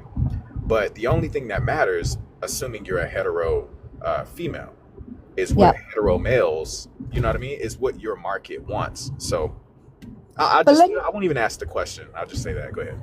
I kind of get where you're going with it, right? Because look, for me, it's standard, bog standard stuff, right? I'm not saying that I come with a mansion or I come with a Porsche or whatever. I'm talking bog standard. I've got a lot to offer in the sense of I know the kind of person I am, right? I'm a loyal person. I'm a very loving person. I'm a very giving person, right? I believe in honesty. I believe in morality. My morals are in a good place. I'm a mother of two, so I've gone through a lot in life, and I know what I can bring to the table, yeah, in terms of a relationship with someone. So when I talk about I've got a lot to offer, I'm not talking like I'm bringing bells and whistles. I'm saying, listen, as a standard basic requirement for most, how can I put it? Not normal's not the right word to use, but more like most Like typical. typical. There you go. That's a good word. Yeah, like a typical. When a guy is looking for a girl, and a girl is looking for a guy. Genuinely, the key things most people would want, right? And there'll be bells and whistles on top of it, but like honesty, loyalty, kindness, devotion with each other, the general things, the typical things that any human being would want morally in a person. I come with a lot of that. Yeah. I do have some bells and whistles, by the way. I think I look quite fine. But anyway, let's not go there. Just joking, right? Just messing with you guys because I like to have a laugh while we talk serious. That's just my flow. But, there are other things that I bring to the table. But, on a normal, typical level, like you said, typical was a great word because I think a majority of us will look for those things in a relationship, right? So, yeah, that's what I mean when I say I have a lot to offer. I'm not somebody that is dependent on a guy. I'm not somebody that's stranded and needs someone. I'm not. No. I've got to my head screwed on. I've lived life. I provide for myself. I just need somebody to add to me, not somebody I would need to be dependent on. Just add to my flow, and that's all good. But that's where I'm coming from when I say that I have a lot to offer. If that makes sense. Yeah, that makes sense. Thank you. No worries. You definitely should have something to offer because let's just be honest. Assuming that let's just assume that everybody in here is single and in the dating market, you're not gonna willfully go for somebody that has nothing to contribute in your life, right? Like if I were to find somebody, if I were to find a woman that to be in a relationship with, I would hope that there was something meaningful that she can give me, right? Not for the sake of taking, right? But for the sake of transaction, for the sake of reciprocation. That's something that is lacking in a lot of relationships is that there is no willingness to reciprocate uh, basic basic needs for a average mediocre level relationship, let alone a higher functioning relationship. So I don't know. I think she used the right words when it comes to having something to offer. I agree with that terminology because if I didn't have anything to offer, I wouldn't be dating. But knowing that, knowing what I can bring to the table, as taboo as most people might take that terminology, right? There is something essential that you want to be able to provide to somebody, right? whether it be on a material basis, uh, emotional, psychological, spiritual, depending on what your religious backing is, right? Like these things matter to people. So trust me, Yeah. you could still have a wonderful personality. You could be a wonderful human being and still be a bum. Still ain't be worth a F in the street. But you can still have good character, right? But if I'm looking for somebody to be in a relationship with, I don't want to be with somebody that ain't got nothing going for herself, quite frankly. Yeah, same here. I Agree. agree. I agree. That's exactly where I was coming from, bro. To be. Yeah, I wanted to pass the mic, but here's the thing: you have to go a little bit further than that. All of what you said is true, you know, but a lot of times people don't go further than that. They say, "I have a lot to offer." Well, if let anybody tell it, we all got a lot to offer. We all assess ourselves and maybe look at your peers to your left and your right. You're like, "Oh, I'm doing better than them. Yeah, I got a lot to offer," but you got to go further than that. What you should be asking, and I'm just a guy on TikTok, right? But what I think you should be asking is, okay, now what do I want in a person? And so you list all that off, right? So if I were to ask Soul Survivor or KJ, what do you want in a woman? What do you want in a man? Like for real. You're gonna say loyalty, respect, blah, blah, blah, and whatever else that fits your particular interest, your preferences. But then you have to go an extra step and say, okay, what does that person want in a man or in a woman? What do they want? And do you fit that mold? That's the part that people really don't do. It's not unlike, like I said before, selling real estate. You may have a great house on paper, but are you in the right location? Like, what does the market want? Or if you're looking for a job, you got to assess, like, okay, what do you have? A bachelor's, a master's, a doctorate? What you got? A license? Okay, what does that qualify you for? If you can say all day you want a certain job because you have a lot to offer, but do you have enough to offer the type of job that you want? Does that make sense? You see what I'm saying? Like, you have to ask yourself what the market wants. So here's an Exactly. example. I'm gonna land with this. Can I get like 30 seconds? I'm sorry. For example, a woman who makes a lot of money, has a bunch of degrees, is running a business, or just works a lot, right? On paper, you may say, oh yeah, she needs someone who is comparable to her amount of success. So she also needs a man who runs a business, has all these degrees, blah, blah, blah. But the crux is a lot of times those type of guys do not want that in a woman. That's the marketplace. Those guys don't want their twin as their companion. You see what I'm saying? And that's like a common misconception. Going to the prompt, do expectations match reality? The reality is, more times than not, those type of guys want a woman who is maybe either doesn't work or who just part-time, or they want your time and availability. They want you to be feminine. They don't want you to be rough from corporate America or from the military, or want you to be a cop that's running and like, you know what I'm saying? So I'm just land with that. I'm just saying, basically, you gotta think about the market and what it wants, and do you Hey, match? hey, Make Kilo, Can money. I just? one Sorry. second. So I'm sorry. I never got a chance to talk to Kilo because I was on mute. Kilo, what up, brother? Hey, what's up, man? How you What's doing? what's Thanks for letting me going up. on? What's going on? I'm the host. I'm fifth. All right. So, do me one favor when we talking about men and women, right? You would agree that most men and women on the planet are average, right? Oh yeah, absolutely. Yeah. Yeah, average earning, average height, average, average meaning most, right? Yeah. Right. Okay. So can you speak to the average scenario? Because I peeped the scenario you mentioned. Cool. But can we speak to the average scenario? Because that's what day-to-day people are dealing with for the most part, in terms of like husband and wife dynamics and matchmaking dynamics. Okay. Yeah. Sure. No problem. I'll keep that in mind. Yeah. All right, Soul Survivor, go ahead. Yeah, I was just gonna say, Kilo, just let's going back to your metaphor of real estate, right? And the market that you're talking about. Look, let's keep on your wave of thinking with real estate, right? When you are selling a property, that property is only gonna sell to the person because it meets their requirements, right? So it's the same with the relationship. You're only going to make it work if you're aligned with each other in your requirements of each other. So you the point, like, I agree with Fifth that, you know, we're talking on an average level here and to average people. And the thing is, as just with your metaphor of real estate and all of that, a property only sells if it meets the requirements of the buyer.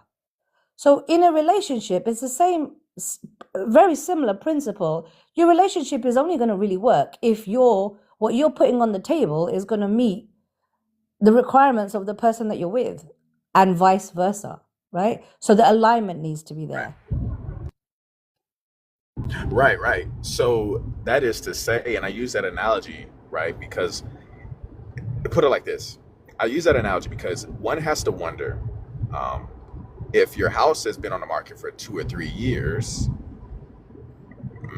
are you marketing to the right people? You know what I mean? Like, it's like, so the prompt says, do expectations match reality? And a lot of times what people are doing, to the analogy, right? They're overpricing their house. So they're not getting by. People might be somewhat interested, but it's overpriced. And so now you're still in a market 2 years later, which is horrible. You see what I'm saying? So it's an analogy, but I was just trying to make that connect basically about what's it I get that. this expectation and reality thing. Yeah, I hear you. I hear you. I let me add to what I think the brother is saying. Yes, in the dating market, yes, you have a lot of people overvaluing themselves. In terms of, you know, he mentioned overpricing. I get what he's saying. So you got people who are not really conscious of the things that they have with them before they get into the dating market. They're not really checking out their baggage, the things that they come with, the things that they have to offer or lack thereof. And I get what you're saying. So I guess the example would be this, right, Kilo? So you got people out here, and when Black Beauty was on earlier, she mentioned this. You know, you're a man with no. She mentioned a man with no job wanting a career woman who has like PhDs and like six figures. She's saying that's unrealistic. You know, and I guess vice versa, if a woman is asking for a guy to have A, B, and C, but you know that doesn't necessarily mean she's qualified for that. That would be unrealistic. I mean, these are the points that that was spoken earlier on the show. Um, you know, just to kind of give you some insight, Kilo. And you know, the dating market. So this is kind of like this could be somewhat of a sore spot for some people in terms of dating market, right? Like, if you're someone who's been married and divorced multiple times, you know, how many people are asking for that in the dating market? I'm sure somebody will marry you, but the pool of people who are willing to marry that, you know, may not be as high as it was if you've only maybe just been married once in divorce or never married at all. Is that kind of what you're speaking to, Kilo? Yeah, you know, you're kind of basically peeling back one of the many layers. But yeah, that's one of them. Yeah, pretty much. Yeah. It's Okay. all about the individual and the preference of the person. How do people get married 4 to 5 times if that was the case? How do men find women? They're bums, don't have a job, but they find women who have a career and pay for everything. Like these things happen. It's all about what the other person wants. And if the other person wants that type of individual, that's the person that they would get. I don't think you can overvalue yourself. You can be in the wrong place looking for a certain thing, but I don't think you can overvalue yourself. Just go find the person who actually can pay for the value. Like you wouldn't sell a Lamborghini at a used car dealership, would you? No. You would go to a Lamborghini dealership or a high dealership. You wouldn't go to no used or even a pawn shop to go sell your mother or your grandmother's diamond brooch, would you? No, you would go to a jewelry store. So it's like, it's all about where you're actually putting your value at and marketing yourself. But there's no such thing as overvaluing yourself, because there are people who don't have anything and still find people that are higher level than them. Revy, stay right there with your Lamborghini point. I have a question, and Okay. I think some of the fellas are gonna know where I'm going with this. So we have Don't be so sure. I'm at least beyond her. So we have a 2010 Lamborghini, and then we have a 2026 Lamborghini. The 2010 Lamborghini has 50,000 miles on it. The 2026 Lamborghini has no miles on it. Which one you buying? You know the difference between the Lamborghinis, bro. I'm sorry. Just saying. No. I mentioned. I mentioned that we have a 2010 Lamborghini. Is that more a better Lamborghini than the other one? Just say that, and then I'll get your point, because I don't know which is better. Well, I mentioned the miles. So the 2010, so the 2010 Lamborghini has 50,000 miles on it. The Right. 2026 Lamborghini has no miles on it. Which one are you buying? The one with no miles. Yeah, no Okay. miles. I want the one with the miles. Okay. Depending on what I want to use it for. Because, like, let's be real. If I'm only going to use the Lamborghini and it's mostly going to be in my garage, it's not an everyday car, right? I'm not driving the Lamborghini back and forth to work, on like different places, at the store. I'm not doing that. The Lamborghini is basically a weekend car for people who have multiple cars. Me and my husband has 2 cars each. There is a car that we have and we only on the weekends. So It's really just it's basically a car for the flash, and it's only for the weekends. So I got you, I'm going to Revy. drive the car that I'm sorry, host. No. I was going somewhere because I don't want to lose my point. So Yeah, my bad. it's okay. I It's choose the one okay. with the mileage. It's is what okay. I I'm meant. gonna land my plane in a second. The 2010 Lamborghini with 50,000 miles on it and the 2026 Lamborghini with no miles on it is the same price. Which one are you buying? I would definitely go with the one that has no mileage, because you're starting from scratch, right? You're building those miles. Otherwise, you're taking something that's already done a lot of mileage. And I'm just, I would, because that's already done a lot of mileage. I'd probably want to start with something that I could build mileage on. So you get the point. The point is you're not gonna spend the same price for a new car with no miles for a car that's old with a whole bunch of miles. But what you'll do is you'll buy it for a lower price because it's had more usage. That's the overvaluing part we're talking about. You can't price a 2010 50,000 mile Lamborghini the same for a 2026 Lamborghini with no miles on it. Did anybody else get that point? Yeah, I got it. I got it. They're both Lamborghinis. They're both good cars. But yeah, I got what you were trying to sell, but I don't know. I chose different. Do you have a saying? I have a perfect example, if I may.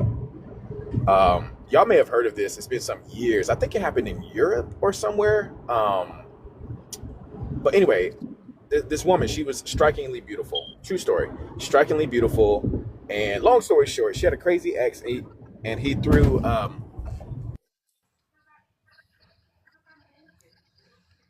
You went on mute. Sound went out, Kay. You on mute. He got a phone call. That's what happened. Okay, it's right there in the comments. I forget. He was about to go too, man. Can I just, while he's on the phone call, can I just ask you guys a question? Because obviously you're based in America, and we have a terminology in the UK, right, when we say you're punching above your weight. Do you guys have that over there? Yeah, it's called punching out of your weight class. Yeah, it's a boxing term. Yep. Yeah. So we have, like, in the UK, if I say, for example, I met a girlfriend and the guy, and she was like a bit like and he was like proper fit hot guy, I'd say to her, you're really punching there, or vice versa, right? So that's a terminology that is very common here that we would use in the UK, that you're punching, right? Like dating out of your league.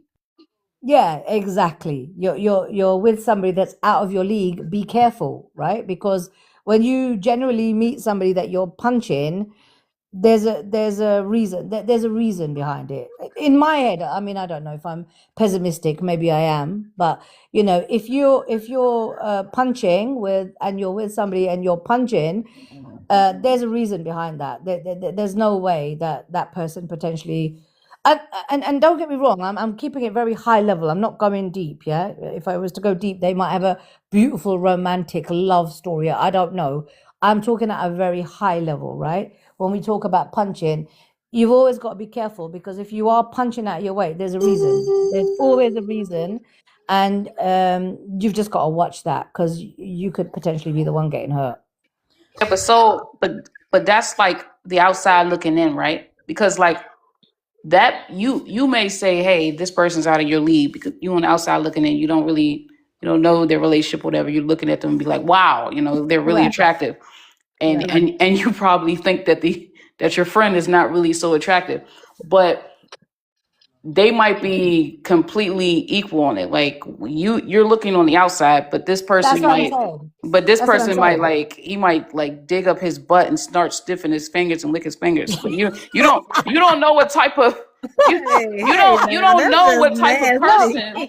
that's what I said. That's Like exactly what I said. like Mia, I'm that's saying, what like I you don't said. know, you That's don't know what type of person this person really is. Like you're just like, hey, this guy, he got it no, all, like all this no, other no. stuff. The whole time he might be like My right there on her level. Hey, my hey, point hey, was hey, I Revy, didn't go deep. I'm glad you can make a joke and have a little laugh on here, because Yeah, I Revy. like Here's the that. thing, Revy, you can have fun on this panel. It's not so super serious, You know what I mean? So I'm glad Tiff, you are you can do saying I'm that. serious? Revy, A little bit. I be joking. I like to Rev, play. no, I get it, but Revy, I think you prepare yourself for the smoke, because you probably think it's gonna come, but ain't nobody after you. You can have fun up here. I like to have fun on my panel. They be trying fifth. The other panels I be going on, That's the other panels. they I do get try it. to come at you. Like you get dropped just because you disagree. I be like, I disagree, dropped, blocked. Like, No, whoa. I get it, but Revy, this is what I do up here, right? And this is what I'm trying to do at least on my channel in the TikTok community. I like to have fun up here, and I don't have a problem with opposing view. I let people up here who have opposing views each time I go live on here, and I'm cool with that as long as it's respectful. I've had opposing views and people disrespect me, and that's when I get them out of here. You know what I mean? They get the name calling and taking digs at me, and that's when I got to get them out of here. But if they could disagree respectfully, and then, at some point we may come to a common ground in the conversation. We're adults. I think adults can handle themselves in this way. And I'm going to tell you something. Society will be better for it once we understand that, So it's okay to have fun up here. Hallelujah. I agree. Totally agree. Yeah. Totally agree. So, yeah. No, so Revy's making a good point. I want to say this, though. I think as men, we understand this in a good way, because, to be honest with you, we know that we can't get women on looks alone. Not looks alone. We know that for sure. But a lot of men have made exceptions for women to accept them for just looks alone. So it's kind of our fault in that sense. But then I would say to what degree that it goes, right? I think a lot of women have been fooled by men of certain financial levels, because they wanted them, just for intercourse, but not marriage. So then what happens is this woman has an expectation that every guy after that guy should have the same level of money as the ex did. And so sometimes you have that. You know what I'm saying? So like a woman, not all women, because when I talk, it's not all, right? It's not all. But you'll have a woman who said that she been with a man who owns a yacht. So now her next man gotta have a yacht. And then the next man gotta have a yacht. Then she gets with a man who has a jet. She thinks that her next man should have a jet or a bigger jet. You see what I'm saying? Not all, but I'm saying that's kind of what's, sadly taught. I think there's you know what? I think there's I think you're right, Viv. It does happen, right? But I think it happens both ways. Yeah, I don't think it's just a women thing. I think it's a man thing. I think both genders do it. Yeah, where you get so comfortable with, okay, I had a woman that was the provider, so I want the next woman to be the same or even better, and women do the same. It is literally, I would say, 50-50 down the line, right? I think it works in both ways, yeah. But the thing is, when you come across people like that, if that is not you, because to me, and again, I can only speak for myself, to me, that's really shallow, right? They're shallow people because they're looking at materialistic things. They're looking at things that you've got one day, could be taken away tomorrow for any reason, right? Could just go. So what? That person has no value to you anymore because you've based your requirements on a materialistic thing. When you do that, you will, I don't know how many, I won't say 9 times out of 10. I was about to say that, but I don't know. It might not be 9 times out of 10. But majority of the time, you're not going to really succeed because you're basing your relationship on things that don't really matter. The things that really matter are you as an individual, like your heart, like your soul, like your beliefs, your morality, these things, and when you connect with a person on that sort of a level, it doesn't matter if they've got materialistic things or not, because even if they don't, you'll cope because you're aligned mentally, you're aligned emotionally, you're aligned in so many deeper things, that your relationship has got 100% more success rate than a relationship that's based on materialistic things, which can be there for you one day, and God knows what can happen. You get ill, something, you lose your fortune or whatever, then your partner's just going to walk away. So how genuine is that relationship? It's, in my mind, I always think, if I meet somebody, I don't look at materialistic things. I look at the soul. I go deep, bro. I go deep. I'll go through the eyes. The eyes are the window to your soul. I want to know about you. What do you think about your morality, your belief system, your family values? All these things need to align. And if you're getting tick, tick, tick on the basic things, you've got a much better chance of it working, because it means that even if you don't have those materialistic things, you still got your person, because you think alike. You're aligned in your way of thinking and your future and how you want to live your life. And to me, that's much more important. And that's why I was talking about punching. When you go for punching and you go for somebody that's like, oh, he's really good looking, oh, he's really got a lot of money, or this or that. Shit, man, that don't shit last. Even your looks don't last. We all know that. We're all gonna grow old and ugly at some stage, right? Or end up in a situation when we get older where, but if you've met the person for the right reasons from the beginning, none of that stuff matters. Like, I watch videos and I see, older people, it honestly touches my heart.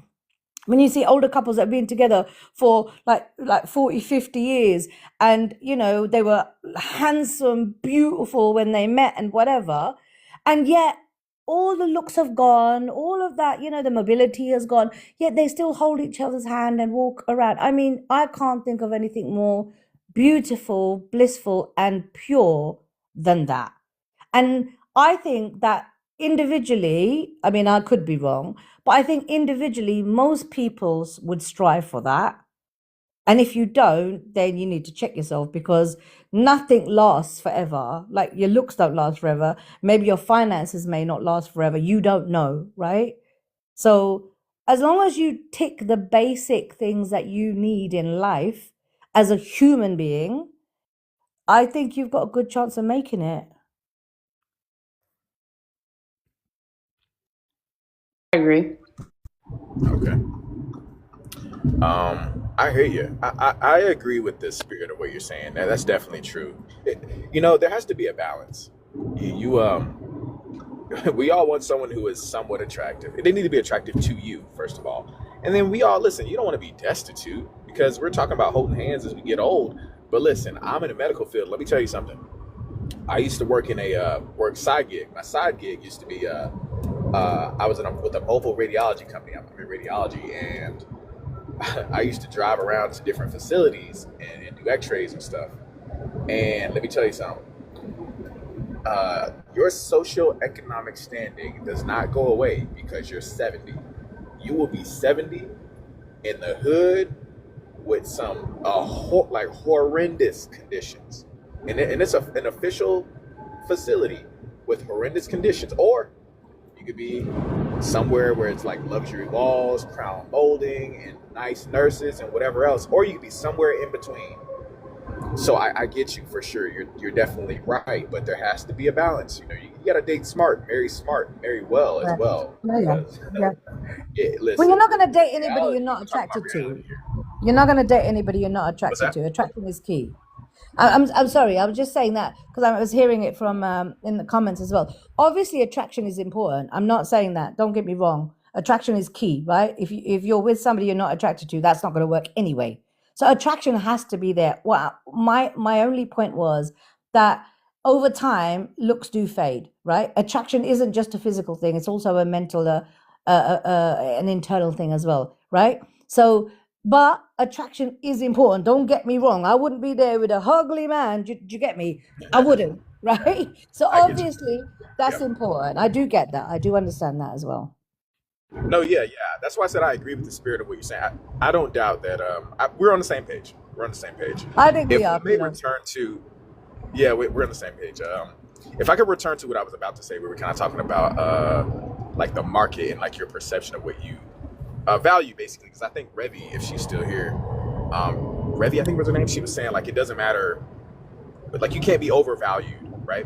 So in other words, she's saying that you cannot. Your perception of how marketable you are cannot be overpriced, right?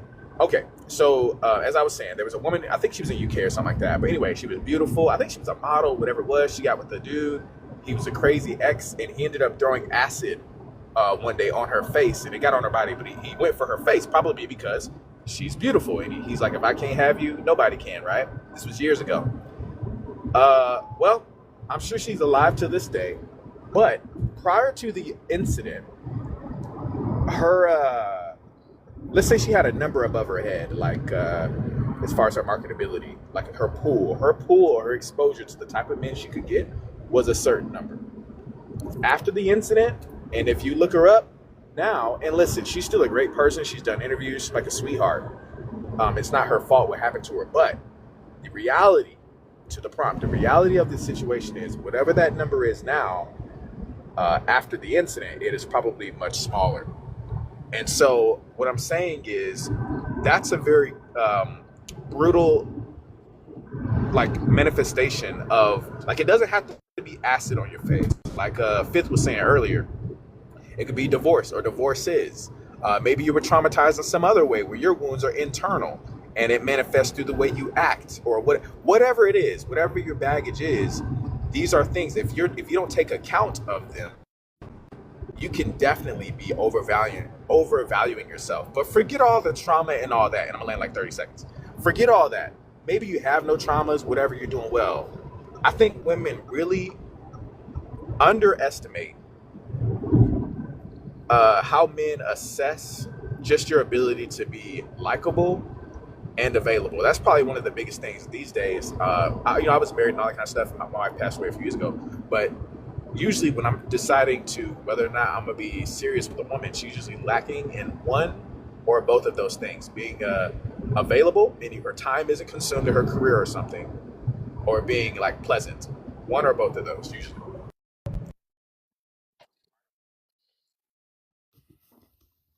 No, No, I wouldn't say available either, because I was just on a panel where multiple men was saying how they have dealt and purposely have dealt with married women. They saw the big rings on these women's fingers and still went after them. So it's like you don't even have to be available. As I said, it all depends on. Revy, what did they go after them for, though? That's the context. I mean, they wanted to Yeah, be the side exactly. piece. They wanted to, be with whatever they want to be with. Whatever the women wanted to put them in as, they wanted to sign What I up was talking for about. it. Basically, a guy was saying that he was a side piece to a married woman for 5 years. And another guy said that, it was a beautiful woman. He saw the big ring on her finger and he still went after it. So it's like they didn't really care what category they was going to be put in. I mean, there was only one category you could be put in with someone who's married. I mean, it's not like she can just marry you. Revy. But So that's not the type of available I was talking about. Just so take all the dirt bags out, like dirt bags. I'm not talking about that. Imagine everybody's single and everybody's looking. The available I'm talking about is meaning that your time is. So I'm in the medical field, so you could probably guess the type of women that ended up falling in my lap, right, are usually nurses, PAs, doctors, administrative health. Like that's what usually, because that's my proximity. The problem is these are all heavy career and time oriented like careers. You see what I'm saying? Like for instance, the very last nurse I ended up talking to, we were chopping it up, and long story short, she was like, I think she was an RN. I don't know. She was like, yeah, I'm an RN, but I'm gonna go to school for to be a nurse practitioner, and then I'm gonna join the army, and it's up from there. Beautiful woman, body, listen, the whole nine. But I'm 36. I'm doing exceptionally well, and I have my own plans and stuff like that. What can I do with a woman who wants to go conquer the world and listen, shout out to her. I'm just saying, for me, I want a woman to be feminine, available, and pleasant. And you can't be available if you're over here about to be in a nurse practitioner program, then join the military, deploy, and whatever else. See what I'm saying? Yeah, That's the issue. So I'm not talking about the other stuff. Yeah, I would say this really quick, and I don't think that this is one of those things where I don't think ladies understand the way men look at this, especially the type of men that they say they want, like guys who are productive, competent, successful, that are looking to establish families. The power couple is a female fantasy about relationships. It is not a male fantasy. Men are not fantasizing about being with Beyonce. They might fantasize about clapping her cheeks, but not being her husband. Because men as a group, especially men who want to start families, especially those of us that are high earning, it takes a gargantuan amount of effort to be successful. And if you pick a woman who is doing the same thing, then neither one of you have time for the relationship. I got into my office, I employ 75 people. I got into my office at 8 a.m. yesterday, and I didn't get out until 9. And then after that, I hit the gym. And when I got home, my dinner was sitting inside of the microwave, and my wife was already asleep. So like a woman that she can't conquer the world and then go and be everything I want and need for her to be. And so the type of men that most of these ladies are looking for, competitive, successful, competent, productive men who have principles, morals, values, don't want to share their ding-a-ling with the street, don't want to drag their thing through the street, believe that Smex is for marriage, believe that Smex is that you should be doing it with your wife and she should be getting all that energy from you. Those type of men are not looking for boss chicks. They're just not. And it doesn't seem like women are accepting that. You have a lot of women who are successful, attractive, but they want a man to be their helpmeet, but they also want that man to be a leader and they want him to be productive and successful. So at some point or another, as women, you ladies are going to have to ask yourself, what do the men that I want in relationships? You have to ask yourself that question, because we're not working our asses off so that we can, just have no standards or have no expectations ourselves. And the more that somebody works, the higher their expectations go. That's what happens with the ladies. That's what happens with the guys too. Our standards don't drop for a woman the more money we make. Our beauty standards increase, the value that we place on cooperation and compliance goes up more and more and more the more money that we make. You ladies even said, oh, if you pay 100% of the bills, then I'll listen to you. I don't recommend men date women who talk like that, even though I'm somebody who's 100% provider. But that even women recognize that the more that the man is able to accomplish in his life and the greater he's able to become, the higher his demands are going to be for the type of person that he's looking for. And you ladies are doing it too. So I don't understand and this is the problem, and I'll land here, okay? The men who are competitive and successful in life are going to be able to find women that want to be wives. There are always going to be women who say, I would prefer to be with the man who swings the hammer and cook his meals rather than sit on a hot roof and swing the hammer myself. The issue women have is that the type of men they are looking for are not looking for them when they are doing it. The guys that are reaching the top levels, they're always going to have wives. They'll have wives and side chicks and mistresses and concubines and whatever it is they can negotiate. Very true.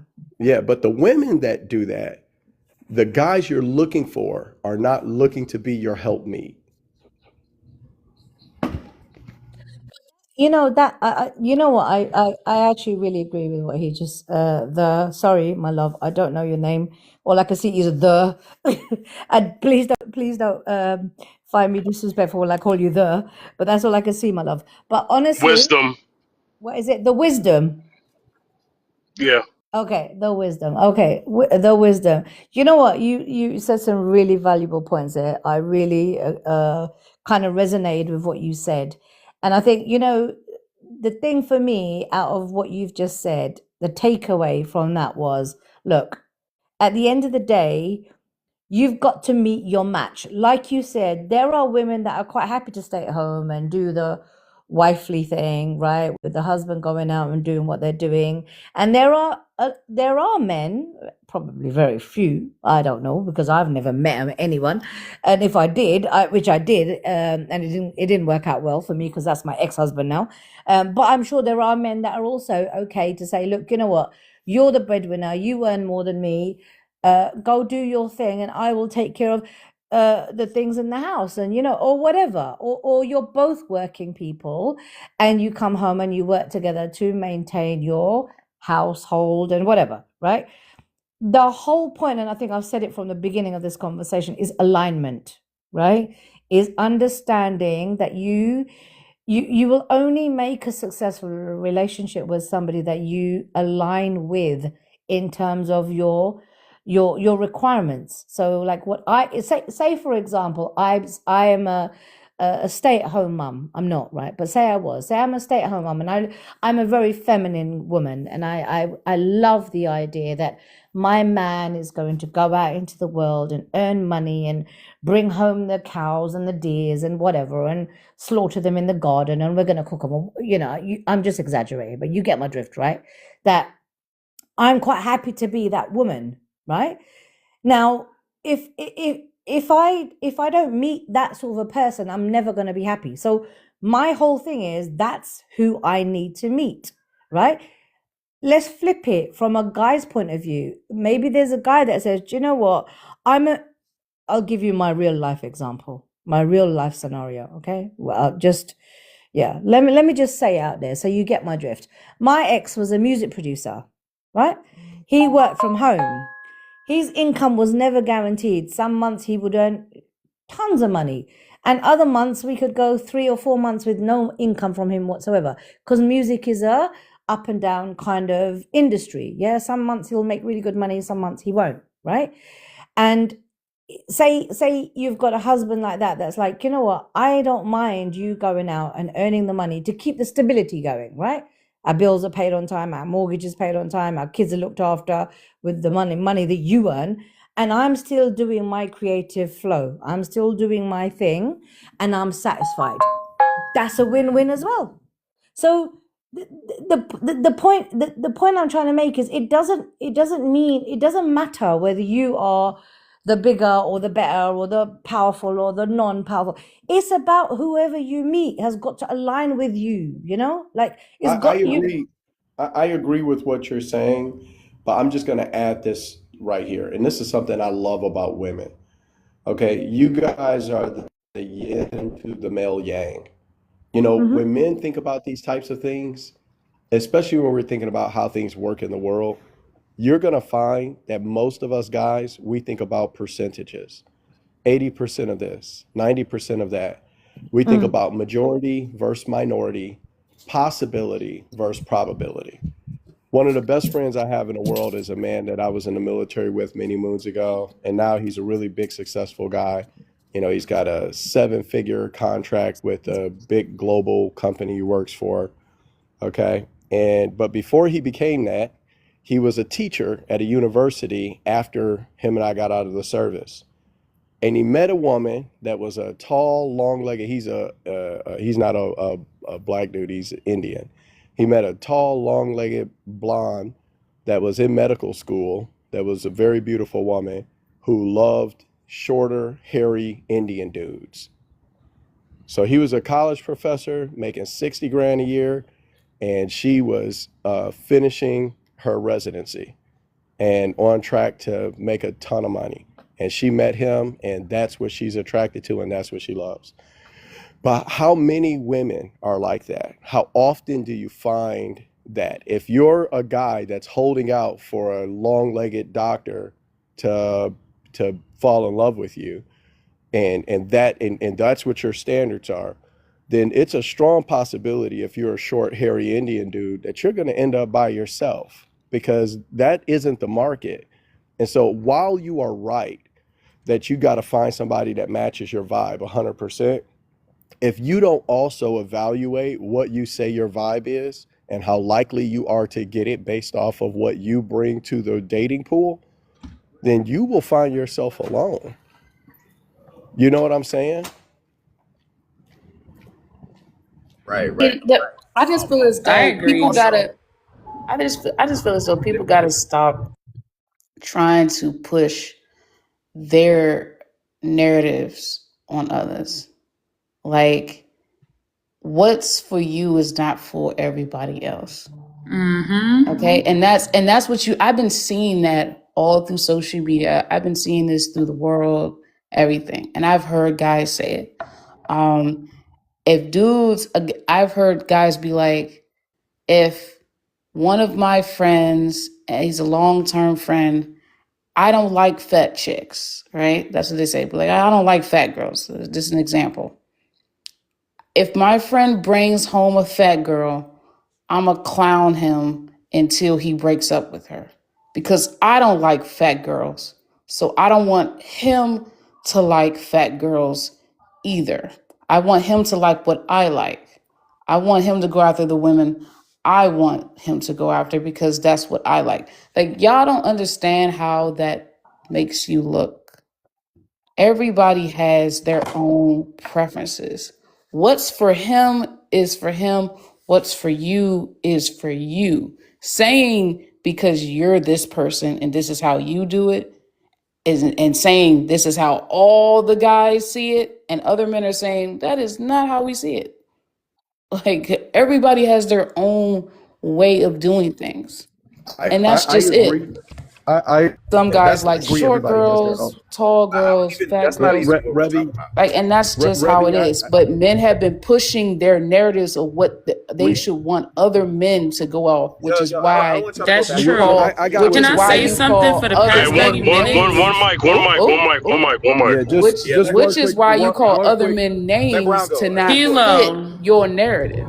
Which is why men Yeah, which is why men call men other names like simp, you a B, you this, you that, because he did not fit what you wanted for him, because you don't like the girl What are you that he talking with. about? Exactly. yeah, And that's an unrealistic, Beyond, that's not if you can't follow reality.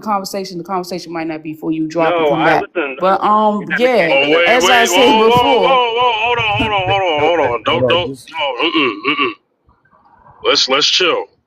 All right, get back to the conversation. Yeah, But I just land. Yeah, somebody else go yeah, ahead. just Go ahead, Miss Debora. Revy, real quick. Let me ask you a question, because I want to understand your worldview. Okay. Obviously you believe that nuance exists, right? Meaning like there are things that are like specific and particular to individuals, and everybody isn't the same. So pushing these types of ideas. Individuality. I believe Okay, all right. individuality. Yeah. All right, so I believe in individuality too, but I also recognize large patterns in groups of people. So, are you the type of person in your worldview? Is there no such thing as generalities? You don't think anything is generally true about large groups of people? You're talking Okay, about all right. So, stereotypes. Stereotypes are based no. off biases. Yeah, yeah. So, So, a stereotype is different than a you're talking about generality. stereotypes. He asked me a No, I'm question, not. Kilo. No, Why are I'm you not. coming off There's a mute? meaningful. No, I am Stereotypes not. are There's a based off meaningful. biases, and no, I do not believe. Okay, so good, because I'm not talking about stereotypes. Wisdom. You have to Yes, have the sir. wisdom to know that you can't with her, bro. Not even. I'm just saying, man. I'm being like you can't. So Here you go. Here you go. Here you go. Hold on. He asked me a being honest. question. Hold up. Revy, Wisdom. Did I not? You asked me a question. Did I not answer your question? Well, Thank yes, you. you did answer Like, my just question. listen. I really Just appreciate just it. Yo, can because. she speak? Exactly. Just because I'm answering and you're basically proving my point in 10K, Kilo. You're proving my point in 10K. Ladies, Literally. everybody with logic, I want y'all to understand what Kilo just said, okay? She literally said you don't Wisdom. have to be on the same bus as everybody else. You don't have to follow what everybody else is I doing. know that. What may be the norm to someone else may not be the Unable to norm to speak at the you. point. That's the All right, but we're Exactly. problem. not. And Everybody want to because I be followers, disagree, but nobody wants to be the leader. Hey, And can that's the and problem everybody in be this just day one and age. person at a Everybody time wants to talk? be One person followers. at a time All right, talk. and so because hold I on. I just disagree, wanted to. now Kilo is trying to jump in on I just something. You wanted to can't with finish what I was her. saying to You you, can't with Revy. her. I don't want us to This get. is Hold on. I don't want us to get sidetracked with Every time you Kilo. contribute, Revy. Ma'am, I don't. Hold on, Kilo. Just let me finish this with her, because I'm not trying to get her sidetracked at all, because you answered my question, Miss Revy. Let me ask you a question, Miss Revy. Do you make any distinction between a stereotype and a generalization? Do I decide which one is which? Yeah. Is there a distinction between the two? Yes, of course. Okay. What to you is a distinction between something that is a stereotype about people and something that is generally true about a group of people? Mm-hmm. So what's the difference between those two things to you? Because I didn't ask about stereotypes. I asked about generalizations. I asked, did you believe in generalizations? And you said no, because stereotypes Yes, aren't true. I don't believe in that. And the Okay. difference between stereotypes is basically the example I'm gonna give for people to understand, which is, I mean, I'm like, well, are we all black up here? Okay. I had to make sure. How they say black people can't swim.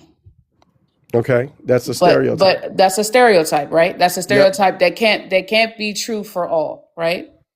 Right. Yeah. That can be It's just true a for some, but it stereotype. can't be true for all. Right. So for people who know that they went to the pool and went to the beach and able to swim, and you know that you're black, you know that that's a stereotype that's not true, right? But a generalization for a certain thing that is completely true is say every man stands up when he pees. I guess is that a Okay. good example? Well, I I'm understand trying to what give you're. you a good Yeah, I Well, example. understand if what you're his legs saying. work, yeah. Yeah. I'm I right. mean, So I'm just trying to get a good. I'm trying to give right. the good So examples. generalizations are something that's meant to refer to like a group of people, and a generalization is something that is true about the group you're referencing. Yes, I know. It's not 100% true. It's just generally true, right? So when somebody makes a generalization, they're not saying they're not saying all. They're saying that a majority of people that are in this group I'm describing, they're like this. Now, some generalizations are valid and some of them are invalid. A stereotype that's a generalization would be like, hey, black people can't swim, right? That's a generalization that somebody's making based on a stereotype that is untrue, right? But a generalization would be different. So like saying that women as a group prefer men who can lead, or women as a group prefer men who are taller than them, That is a generalization. It's true, and it's not a stereotype. And That's people not who true understand, though. hold on. It's not true for 100% of women, but it's true for a majority of women. And that's what makes the generalization true. And that's why I Who wanted says to that have though? that. Hold on one second. Who stated that? Hold on one second. Just let me finish. All right. When I meet people where basic generalizations that everybody knows in the general experience of life are true, where they reject those things, they reject it. Like, no, women don't typically prefer men who are taller than them. That's not true. Then that's not individual thinking by that person. It's a rejection of reality, or it's a lack of understanding of like what's happening amongst people in general. And this happens sometimes. People are so individual mindset, so individualistic in their mindset that they reject things that are generally true because they don't like generalizations. And what it does is it disconnects them from reality, because they don't have common sense about what's happening anymore, because they hate generalization, so they reject them. And I Let me. think, with all due respect, I No, think that I might don't be what's necessarily think happening. that's true. Wait, Yeah, hold on. that's I Let took wisdom statistics, land. and none of them was in ratios, Let possibilities, categories, none of that. And Brown. I passed Hold it. on. Let wisdom land, because I have to interject on something. Go ahead, wisdom. Yeah, so I'm just saying that generalities are valid about large groups if they're well founded. Do people with bachelor's degrees generally make more than people without bachelor's degrees? In general, is that true? Wait, The As ask the answer, question someone with again. a bachelor's, yes, but right, only or because ask your somebody who knows degree, the answer but to the only question. because your degree, only Yeah, because your degree puts you more higher on a different it depends on the company I also. got it, but the answer is yes. No matter why you're saying that, it could be because of but the answer is yes. Like, they've studied this data about people in large groups and in our society, and they have found that people who have completed higher levels of education typically earn more money than people who Yes, have that's not. true. That's okay. So that's not a But stereotype. It's a but generalization, and it's valid. 1 second. Don't that's argue. true. I'm But all right. Well, that hold can't on. be. Hold Just on. let me. That can't No, be I'm going to let you said. land because I'm finishing Revy, something. he's almost done. Yeah, Okay, just Go let ahead, me fine. wisdom. finish the He's concept. almost done. We just waiting for the plane to land. Yeah, let's do just Yeah, yeah. hey, listen, check this out. I'll just talk to the group. If you ladies are done talking to me, I got no problem with that. But I don't tolerate disrespect, and that's why I don't disrespect other people. So if what you're doing right now is the best you got, I'm good on this conversation. I'll talk to the group. Okay? Because I don't get offended by the fact that people Can don't you agree drop with me, me. please? Yeah. So the point I'm making to Come on everybody else now. is, yeah, the point I'm making to Lovely, stay everybody up. else is, No, the I gotta get my kids. They're about to get off the bus. yeah, Okay. yeah, the point I'm I was making about to to say, everybody like, else. don't run away. Yeah, the point I'm making to everybody else is that and I see this commonly with women especially. So this is a generalization I'm giving about women. A lot of them reject generalities. They don't understand minority versus majority. They don't understand possibility versus probability. They don't have a knowledge of what is generally true. And men experience women who function like this as people who lack common sense. I don't necessarily think that's true, because Yeah, that's you're wrong. literally throwing a whole species of women across the entire globe, or plane, whatever y'all want to call the shape of what we're on right now, and unintelligent. So I have to actually interject and say that's not actually facts, and that's not a generalization. That's a general comment, but it's also very opinionated, based with no actual concrete evidence to prove your argument. So let's really focus on the comments that we're making, the questions that we're asking, because someone genuinely or generally doesn't agree with the majority doesn't necessarily mean that they're unintelligent or they're less than the next person, because they don't necessarily agree with everyone else. And like she said, what works for one person or what works for the majority may not work for others. Yes, And and you as have trillions of people in this world who do not think the same. Yes, there's facts, you have evidence. You can even apply the laws of science. You can go into every book in the library and pull it out and rip out pages. But my thing is, you can't literally sit here and say you're calling someone else unintelligent because they don't agree with something like that. I didn't speak That's to her not intelligence. a factual based argument. That's just what you think. I didn't speak to her intelligence at all. I wouldn't insult her in that way. That's disrespectful. So I did You not say did. You anything said about her all intelligence. women don't think about possibilities, I did not probabilities, say all women. categories, ratio. Yeah, you I didn't took understand what I statistics, said. and most people do not pass Yeah, statistics. I'm gonna make you a just didn't general understand what I comment, said. right? Yeah, the people, my parents didn't pass statistics on the I'm first. not I was hearing the all. first one in my So family that passed statistics on the first go. So if you really want to talk about numbers and ratios, I'm the one to talk to. And the comments that you're making is not opinion based. Yeah, that's fine. But I well, didn't say the oh, stuff that you said. I said, and I didn't make any comments about her intelligence. I don't think you understood what I said, and I think that you're misinterpreting and We you're we arguing we against your heard every word, misinterpretation. and I'm you very I can't think other you fluent in people can't heard English. it, but not no, you everybody can't understood speak it. And for I don't think you everybody understood by what I saying said we, based because on I'm And your that's sitting what I here. reaction. said initially when I came to this panel about the prompt. I said, I'm not going to speak for everyone else. But And you just that's the said we, problem. and I'm If sitting you here saying speak to for myself, yourself, if you speak for your own thought process instead of speaking on the majority, maybe we wouldn't be so combative or have an argument to rebuttal on, because you would just speak from your own standpoint. But the problem is you've been speaking for other people when they have a mouth themselves. They don't think okay, the same way but that they you but they think. can't speak if everyone is just arguing, right? If no Can I That's one's just say? listening, true. if no one's Can I? listen, can I? If Guys, It, can no I just one's say one listening to thing? what's being said, if no one's listening to what's being said, but then you're internalizing what is being said, and then now it's translated.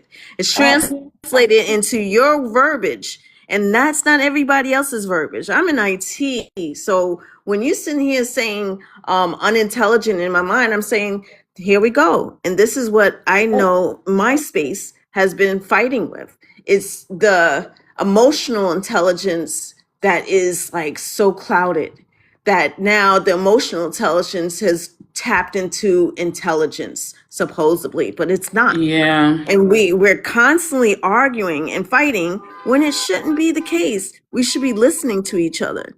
Now, when exactly. Winston pointed certain things out, I was sitting here saying to myself, this is the only reason why I'm up here, because I do understand what you're saying. I'm not in total Damn. agreement, but I do understand exactly what you're saying, because it becomes very combative. It becomes very, oh, let's stating facts, let's stating certain things, when in all actuality, these are the facts that's going on in our world. It's just different percentages.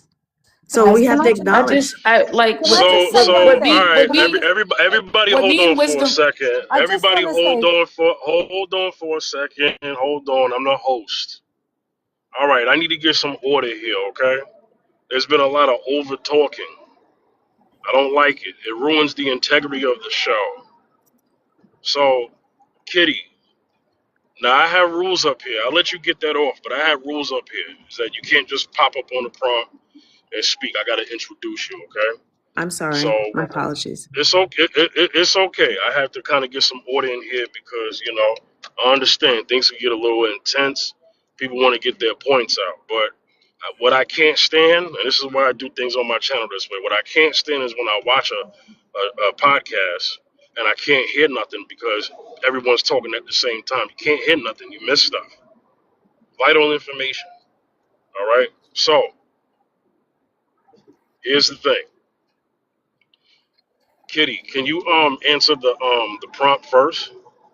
And then we can get into the conversation with everybody else. All right? Dating most in definitely. 2026. Do expectations match reality? I don't think so. I don't think that people's expectations match reality, because a lot of people's expectations are very emotionally filled, is emotionally generated. It's like no diligence on what you're bringing to the table, really. It's more so pointing the finger, a lot of finger pointing. We're losing the concept of teammanship. In my mind, when I see that in the dating, I say to myself, who participated in sports, in their education, in their schooling? Because then you will learn those fundamentals, those traits, those things that you're supposed to incorporate in life overall, in all actuality. That translation, I feel like now is being lost. And I don't want to be lost in the sauce. Like I'm a team player. I've always been a team lead or coordinator or project manager. So you have to work as a team. But when it's not that arena for other people, it's like you don't know how to work as a team. So that's my little input for you guys. I hope it was okay. All right. Thank you. Thank you, Kitty.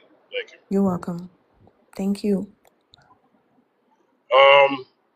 Revy, 1 second, because Beyonda been waiting for a very long time, and he doesn't like to cut in and interrupt. Beyonda, did you have anything?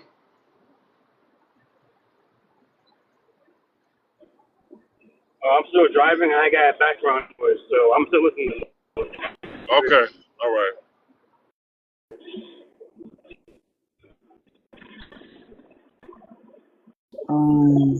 Do you want me to say something now? Oh, my bad. I was muted. Yeah, Revy, you could go. And after Revy is Soul Survivor, because Soul Survivor had a question. Go ahead, Revy. Okay, I think I'll be pretty quick. Yeah, like I said, the difference from generalizing is that it has to be true. It can't be off your feelings and off your anecdotal experience, which, wisdom, I hear what you're saying, but I completely disagree because what you based everything off, which was one, you brought up your individual experience, your anecdotal experience, and then you generalized it. Like, well, I'm a guy, I can speak on this. Guys don't like women who are also boss chicks that got their own degrees, business oriented, and all about, the money and everything. I like a woman that stay home and da da da da. And men like me, who are 1%, who are business oriented, want those type of women, want the feminine, stay at home women. When we know that that's not true, that's generalizing, and generalizing that is not true because you base that off your anecdotal experience. That's all I'm saying. When we say things, you can't base your experience and make it seem like, well, because I'm living through this, that's how all the people across the board, or most people across the board, is, which is completely not true. Men have said that they wanted a partner. There are men who go into business with their wives, like it happens. When you give a woman $50,000, you want her to know what the hell to do with it, right? Or do you want her to completely blow it and go shopping? That's the difference from having a partner and someone that's just with you and living off you or just cook your meals. You give your wife $50,000 and then something happens and crash and then you ask her, hey, what happened to the $50,000, baby? Oh, I thought you gave it to me. I spent it on shopping and nails and tramps and I cooked your meals and I cleaned for you. You're lost, right? We all know about that situation, what happened with, like I said, I know we're all Black in here. So the example I'm going to use for this, for everybody to get it. Gucci Mane, the rapper. I'm using this example. Yeah, and Pusai, I can't even say his name, girl. Like I can't say that one name. But yeah, so we all know their situation, right? Where they got into some legal trouble. They got into a situation, and in return, they gave their women, their spouses, a certain amount of money to hold when they come out of their legal troubles, right? Their women increased their finances when they got out. So when you got out, You want your woman to actually know what to do. You want her to be business savvy. As a married woman, my husband gives me his whole entire check. Okay. I put it to finances and stuff as someone who had family that is in business management and banking. I know more about finances and stuff. I put it in the different accounts. I check it, everything. Okay. And we also have other accounts for people who are married. You know, you have an account for everything. But anyway, that's not here or there. What I'm But you saying have is, all the tools right. that It's like God, he was trying to say, like, hey, I'm a businessman. I'm this. I don't want my woman to be a boss. A lot of men don't want their women to be a boss and know what to do and also be in their careers, right? You want her to cook and clean and have your plate, your food on the table. That's fine for you. But there are men who want their women that if something happens to you, your woman got everything in control. If something bad happened to you, because let's be real, men don't live that long than women. Men's lifespan is not as long as a woman's lifespan. All I'm saying is if something bad happens to you, don't you want your woman to know exactly what to do to take care of the family, the house, and the kids? If and that if you're saying a lot of men don't because you got everything, oh, okay. But other men will say, I would like my woman to know what to do. That's all I'm saying. And Yeah, and I that's don't not no think generalization. That's just facts. no. right. I think that you call your generalizations facts, and I don't disagree with what you just said. I just don't see how anybody said anything different. Just because you have a woman who isn't pursuing a career, it doesn't mean that she's an invalid or an idiot. My wife speaks 3 languages, so I wouldn't be happy or content with a beautiful idiot. So I don't think that I think you're conflating you're But wait a minute. generalizing. I But never there's said other But she you're was an variables. conflating idiot. There's other that the variables woman about your doesn't know wife how to that handle Yeah, a I never said but that that she was an idiot.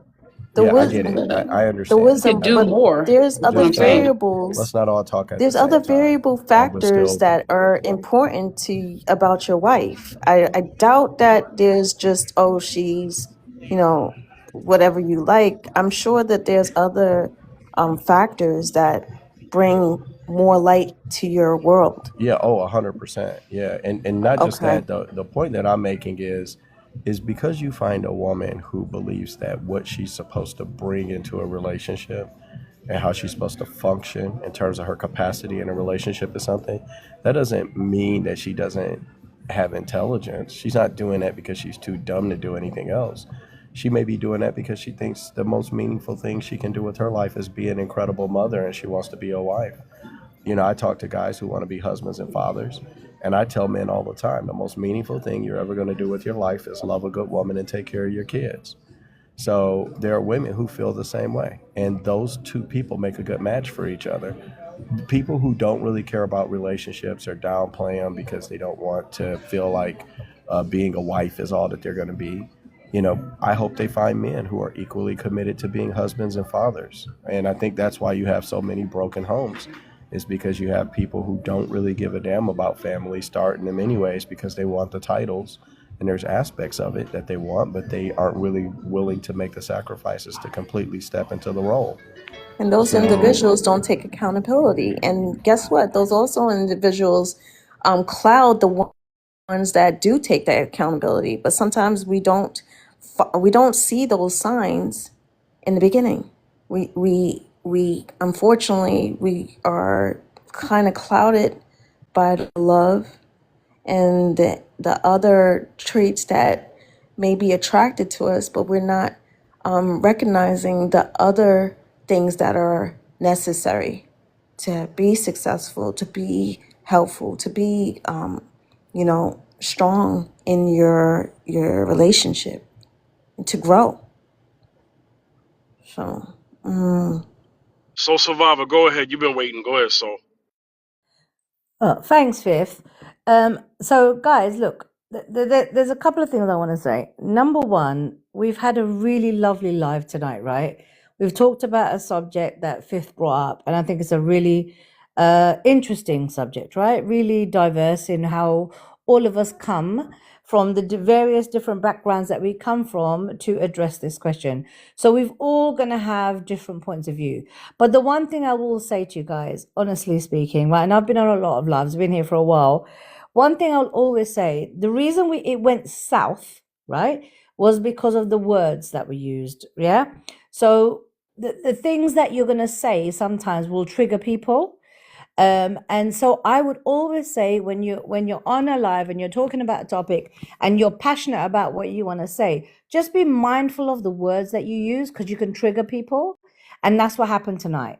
I saw words used, people were triggered, and it blew. Yeah, it blew, it went south, and it could have gone in a nasty place. Thankfully, Fifth came in, brought it back to where we are today. But my only advice to everybody on the panel and anyone listening is, listen, when you're having a conversation, keep it respectful and use words and terminology that is not going to offend anyone or trigger someone. Yeah, I spoke about my stuff all evening tonight. Yeah, and it maybe didn't align with a lot of you, but I spoke respectfully and it didn't trigger anybody. So communication is really important. How you use communication, how you use language, right? When you're on a panel and you speak, keep it respectful so that it doesn't go south and you don't get attacked from all angles, guys, because that happens. Yeah, I've seen it on so many lives. Yeah, so that's just a bit of advice. Okay, that's all I would say to you guys. And not that I'm any big hotshot here of TikTok or anything. I've just had experience. Yeah, and I've learned from it, and I control how I speak. So that's all I want. That's the first thing. Second thing, going back onto the topic that we were talking about, which Fifth, by the way, amazing topic. And you know what, Fifth? Every time I see your topics, I'm like, I just can't wait to come up. I don't always have the availability to come up, but when I can, I definitely will, because I think you speak about a lot of things that, we generally all think about, right? But in this particular topic, I think the key thing in this is balance. Yeah, balance. Like in a relationship, in the partner, what you're looking for, what they're looking for, it's a balance. And if you don't reach an equilibrium with your partner and you don't reach the balance, it's not going to be a great match, to be honest, right? So that is probably the key thing, I think, within a relationship that you need to look for, because you're going to have a mindset of what you want, right? You're going to meet next man, next girl. They're going to have their own thing, yeah, going on what they want. You need to work out, is there a balance? Is there an equilibrium with you? Is there a compromise that we can reach to? And if you can and you achieve that, then you're on a pretty good path. If you can't, don't pretend. One thing, don't pretend to be something you're not. Don't pretend to like carry on because she's so beautiful, I'm gonna try, because it's not gonna happen. Yeah, be real to yourself. Be realistic with yourself. Be realistic with what you like in your lifestyle, what you've got, right? If you're a millionaire or you're a middle range kind of worker or whatever, be realistic on what your achievements are. Don't go punching. Go for what is at your kind of level. What is your alignment? I'm not saying that someone above you, like where you're punching, isn't going to be your person. I'm not saying that, but that person's got to understand you, and that's a big gap though, right? So that's going to take effort. So you need to understand, you need to work out for yourself, am I going to make that effort, right? For the punching, like going up higher than where you're at. Is it worth that bloody effort? Number one, is that person going to understand you? Is that person going to come to a level, or is it just a ride? Is it just a ride? And then the person will go and you're going to end up sitting there hurt. So understand the level of balance. I think that is the key thing in a relationship. Know who you align with. Understand where your boundaries are of compromise, right? Because everyone can compromise, yeah? Be you high fly, be you low. Well, it doesn't matter. We can all compromise with each other. As long as you're able to do that, you're in a pretty good situation. Yeah. So that's probably where I would go with that. I think, yeah, I think that's where I'm going to leave it. I'm going to land there, but I hope that kind of makes sense. But guys, let's please on Fifth Live. Fifth does amazing lives. Yeah. And it really, it kind of hurts when I see people like getting like triggered with each other. No, no, no. We're grown ass people, respectful people. Just be conscious of what you're saying and the effect that it can make on other people so that we don't like have that on this live, because he's got an amazing live. Yeah, I hope that makes sense, guys. Thank you, Saul. Welcome, my love. I appreciate everything you just said. I receive it very well. Thank you so much. I really appreciate that. You're so welcome, my lovely. You're so welcome. Now, Kitty, you're new to my panel, but if you ever want to come back, there is a decorum here that I elevate highly on this panel because I'm trying to show I want to be the change. I want to be the change that I want to see in others. You know what I'm saying? So I believe in being an ambassador of good character.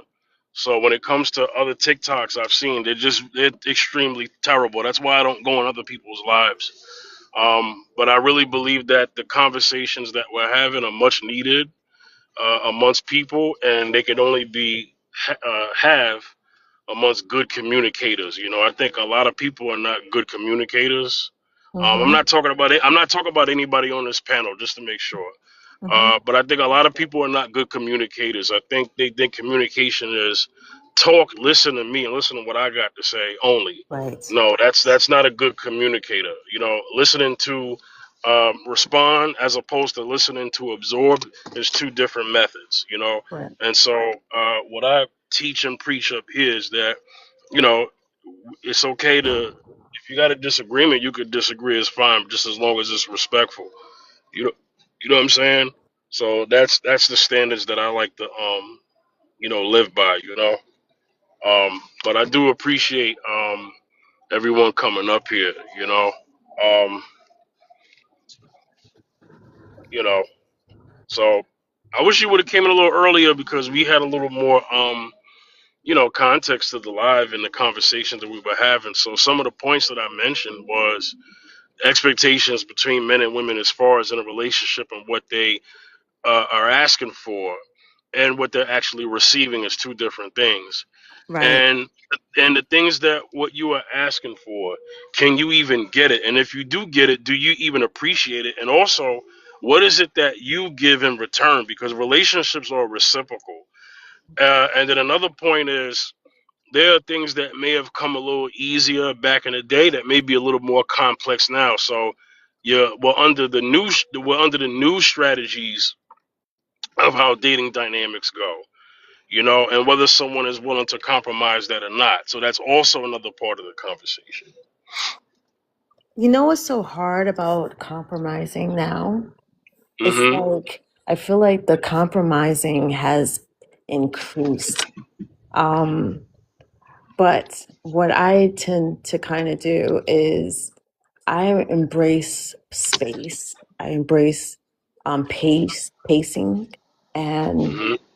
and it, I I'm in intelligence right now. I'm in IT. I've been working in IT for about almost 15 years.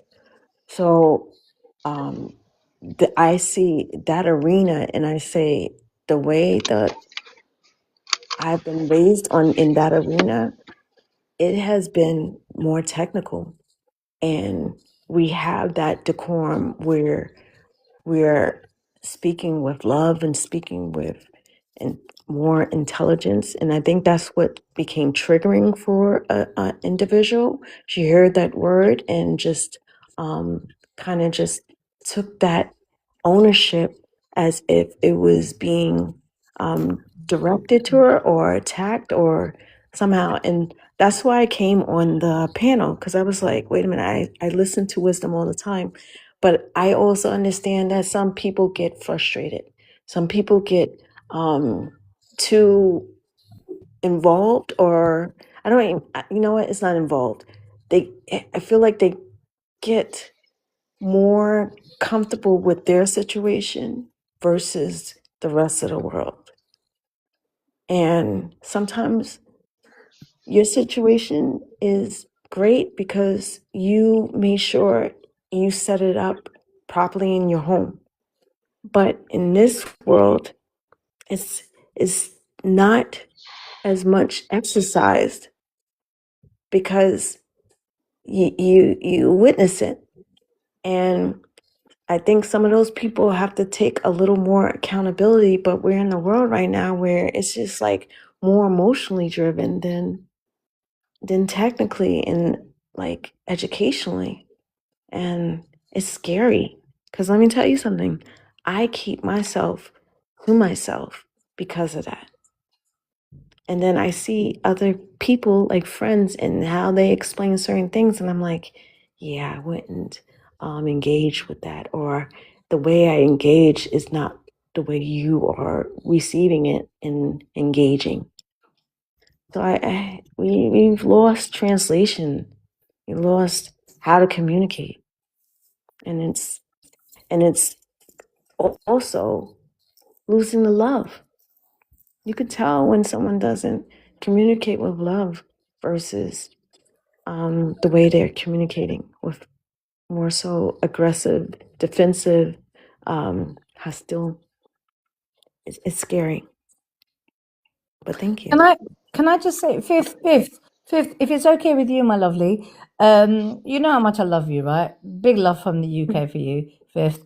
Yes, But ma'am. what is your answer? Because I have not heard you. Like, we've all spoken about it. So what's your answer to your own prompt? Like, what do you believe? Before I get into that, I have a rare sighting of having you and Dr. Love on a panel at the same time. So I just Oh, want to acknowledge that real quick. I got y'all two lovely ladies from the okay. UK on here at the same time. How you doing, Dr. Love?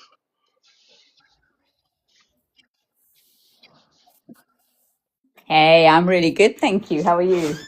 Hello, hello, hello. Hey, Dr. Hi, Soul. You Love. okay? I'm good, my darling. How are you? Yeah, just waiting for my food to arrive. We're all good. I swear, I've been trying to get y'all Takeaway. on We the got a panel at the takeaway. same time. I know you said to me last time, and I promised you next time Soul was on, I was going to pop in. Oh, Absolutely. really? Is that what happened? I don't know. I didn't even know. Yeah, I Yeah. be trying. It's almost like y'all take. It's almost like y'all take turns. Like you come up one day, then she come up one day, but I never get y'all at the same time. Oh, oh, okay. Look, you got both of us now. How about that? Right. Is that good? I need both of y'all voices. You That's what I did like. both. Okay. We're both Yeah. here now. There we go. Go for it. Hey, I'm gonna answer the I'm gonna answer the prompt. But hey, Dr. Love, I'm gonna have you come in, okay? Yeah. So the topic today is dating in 2026. This is in the context of dating, dating and relationships, okay? Uh-huh. Um, Dating in 2026. Do expectations match reality? You have the floor. Um, Again, from my own perspective, absolutely not. I think when you come from an era which is old school or old values, and then you look at the relationships now in 2026, it's a big jump. And your expectations, well, are still set back from the days when you were in your 20s or 25. So your mindset is still where it was 20 years ago, say. And when you look at the expectations now, it's very, very different. A lot of people say we shouldn't have expectations or we have no expectations. I struggle to believe that because I think everyone does. And yes, it is less hurtful. It's better not to have expectations. And I do think as you get older, you tend to kind of change the way you have expectations in relationships because it's very, very hard to get what you're looking for. So you have to make compromises. And in 2026, do we have people who are unselfish, who want to make compromises? From my experience, very few. So I think the pool of people, I think in today's society, we've got more people who are about just themselves, just what they want to do, just what their passion is, and what they perceive to be okay. And there's a mismatch. There's a massive mismatch. So I think dating in 2026, certainly from my angle, is an eye-opener. And I'm like, wow, okay, so you either have to adjust your expectations or you have to remain single, because there's no point adding someone into your life who's not going to contribute in some way and someone you're compatible with. So that's what I think about dating in 2020s. And it's a mess. It's a mess. It's a big mess. It's a blinking mess, because, you've got so much to offer, and the simple expectation of meeting someone who's on a similar wavelength to you, and that may not even be very much, and you can't even find that in 2026. It's just like, wow. And what I've experienced and what I've seen is more and more women are choosing to remain single. Whether that's a good, bad, we're made for companionship, so I don't think it's a good thing, but I think the mindset shifts have really shifted in the last few years. So yeah, it's a big mess. Fifth, it's a big mess. Fifth, can I just jump in? Yes, ma'am. Don't you think that Dr. Love has said exactly the same as what I said? Right, when I jumped on this live and you asked me, Dr. Love, I literally mirrored exactly what you said, right? Because I truly believe that, yeah, it's a minefield in this day and age. But one thing I would add, right, and that and this is something I'm actually gonna put it on the line, right? I'm actually gonna put this on the line, that I have learned in life not to have expectations. Right. Because you know what? When you have expectations of someone and when they let you down, it really damn hurts. It really hurts. And through the relationships I've been through, I've been married, as you know, and whatever, blah, blah, blah, blah, blah, blah, right? One thing I have really learned from life is don't expect anything. Don't have an expectation, because when you have an expectation of something and it doesn't work, the only person that's going to suffer in that is you. So right? I have a question for you on that. I have a question with that. But Yeah, me Dr. too. Love, definitely. I'm itching to ask this question. Bring it on, Because lady. because we're all on the same page. We all explained exactly how we felt about the dating scene now. But Dr. Love, please Yeah, I have a interject for a second. question, because I hear you, Yes, Sol. go So for I it. think this is experience that, like this young lady said, we've all got, right? But I hear it all the time, right? I hear it all the time. I have no expectations. I'm not going to expect. I have learned. How do you not have expectations? How do you go into a relationship having absolutely no expectations of it? And how do you survive in that relationship? Okay, I'll tell you exactly. Right? Look, Yeah. you look, when you meet somebody, obviously, like, we're not crazy, right? We're women that have had life experience. We know what our expectations are. But if you base it on that, if you Okay. base it There we on your go. expectations, then if they don't deliver, it's gonna be painful. So my whole thing, like, I have really learned this, right? I will go on a date and I'll be like, you know what, I actually don't have any expectations. I don't. I go there, I will have a nice time, and inshallah, it will be really nice, right? I don't know. But what the thing is, I don't put my heart and mind onto that this is what I expect, because and want and because when you have this like mentality of this is what it should be, this is my expectations, and then when it doesn't happen, you just fall. So my thing is, now don't expect it, so when it happens, you're going to be absolutely overjoyed. So wait, Absolutely so overjoyed. Saul, you're telling me the whole entire time, because I get what you're saying initially. Of Mm-hmm. course. That's what I don't want any kind of fence or anything up initially. I don't want all those objectives initially. We got to Yeah. have fun. We got to learn each other, learn to fall in love and everything.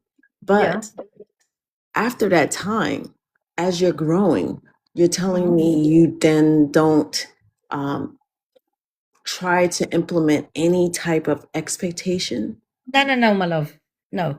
That's I'm what I talking want. about That's what I'm asking. no, I'm talking about, you know, the initial stages. Okay, there we go. The initial stages. The Okay, initial stages don't hold that expectation. right. When the man shows you something, then open your heart and mind to, okay, maybe, you know, maybe this person can fulfill that one expectation. Don't go full in. One expectation, yeah, two expectations. Don't go full in, is what I'm saying, because ultimately, you know, if they don't do it, you're the one that ends up getting hurt. And trust me, ladies, trust me, I've done it so over and over and over again. You know, I've gone into Yeah, I've they got some shirts there, $6.99. hey, you need to mute, my love. Yeah. So what the point when I said don't have any expectations, I'm talking about the initial stages, right? Initial stages when you meet somebody, don't hold the big expectations, because 9 times out of 10, trust me, ladies, right? It ain't gonna happen. Yeah. They're gonna do something and you're gonna be like, oh my God, see you later, goodbye. See you later, goodbye. Do you know how many see you later goodbyes I've done? How many see you later goodbyes I've done? Tons, right? So all I'm saying, and I'm only saying it to protect you, yeah?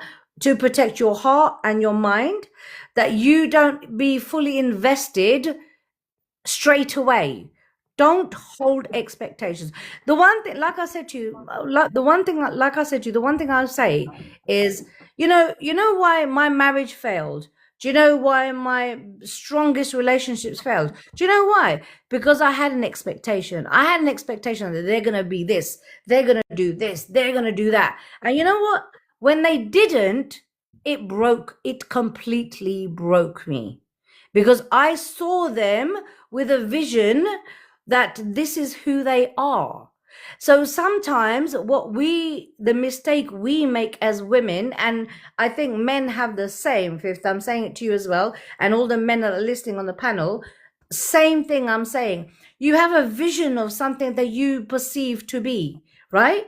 And when you put your heart and emotion into that and they don't deliver, it is difficult to deal with. Yeah. So my barrier, ladies, gents, there has to be barriers initially, right? I'm not saying long term. Initially, to protect yourself from not getting hurt. Just don't expect it.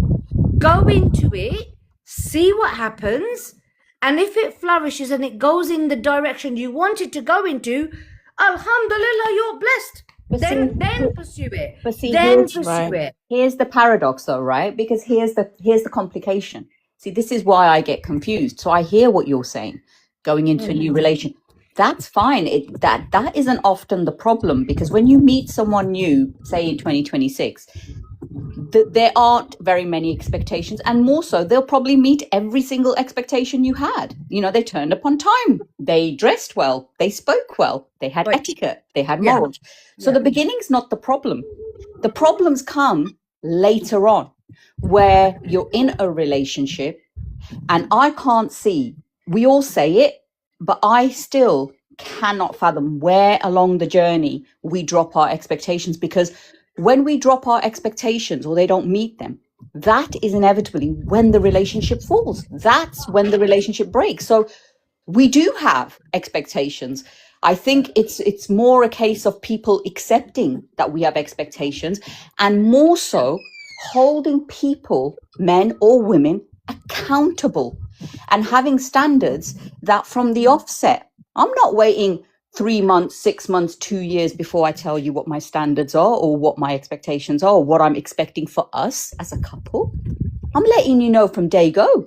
Okay, I'll let him have the first, date and be normal. But on date 2, date 3, I'm putting it all out there. What is it what are your goals? Agreed. What are you looking for? So that there is less chance of the expectations being broken, because I think that is part and parcel of a relationship. We are going to be let down by our partners.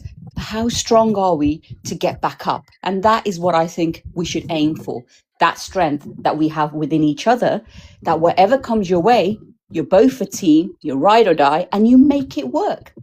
That's all I want to say. No, I 100%. Dr. Love, I 100% agree with you. Look, for me, I was just talking from my own experience, right? That like when I go into a relationship and I meet someone and I go on a date, I have literally no expectations, because every expectation I've ever had at that point was always broken. So I was like, do you know what? I don't even want to hold an expectation. When I see something positive coming from them, that's when I will hold my expectation. That's when I will say, okay, you've met me a certain way. You've ticked a few boxes for me. Now I have these levels of expectation. And that's probably the time that you communicate it. But that time is really variable, right? It could be, for some people, it might be on the first date. For some people, it could be second, third. So for some people, it'll be fourth or fifth. We're all individual human beings. There's obviously going to come a time where we're going to say, okay, this is, these are my expectations, right? I hear you. But all I'm trying to say is that don't pin it on the expectations initially. That's all I'm saying. Initially, don't do it.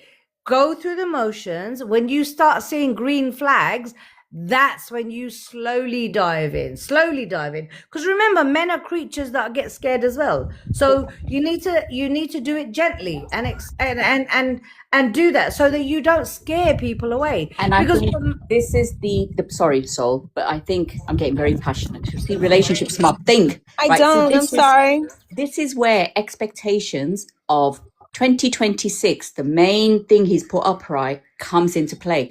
We play it slow because we don't want to scare them away.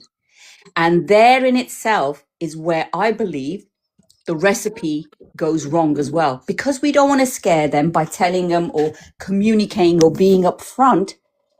The capacity of people in 2026 can't handle standards or handle what it is you want. So therefore, we all stay quiet until we're 6 months, 1 year, 2 years into the relationship. And that's where our expectations fall, because we never had the conversation up front. Dr. Love, but wait a minute. So Dr. Love, yes. Dr. Love, don't you think that's because chances are they don't know how to gauge it? That they're not like getting so in tune to each other where they are having these conversations. They're not loosening themselves up to understand each other's like love language, understand each other's communication. It does take time. That's why I'm sitting here saying to myself, I'm like, yeah, that's a process. And in all actuality, that is what dating is. I feel like we don't know how to, I think not we, but I'm just saying, I think people, females or males, I think people don't know how to date.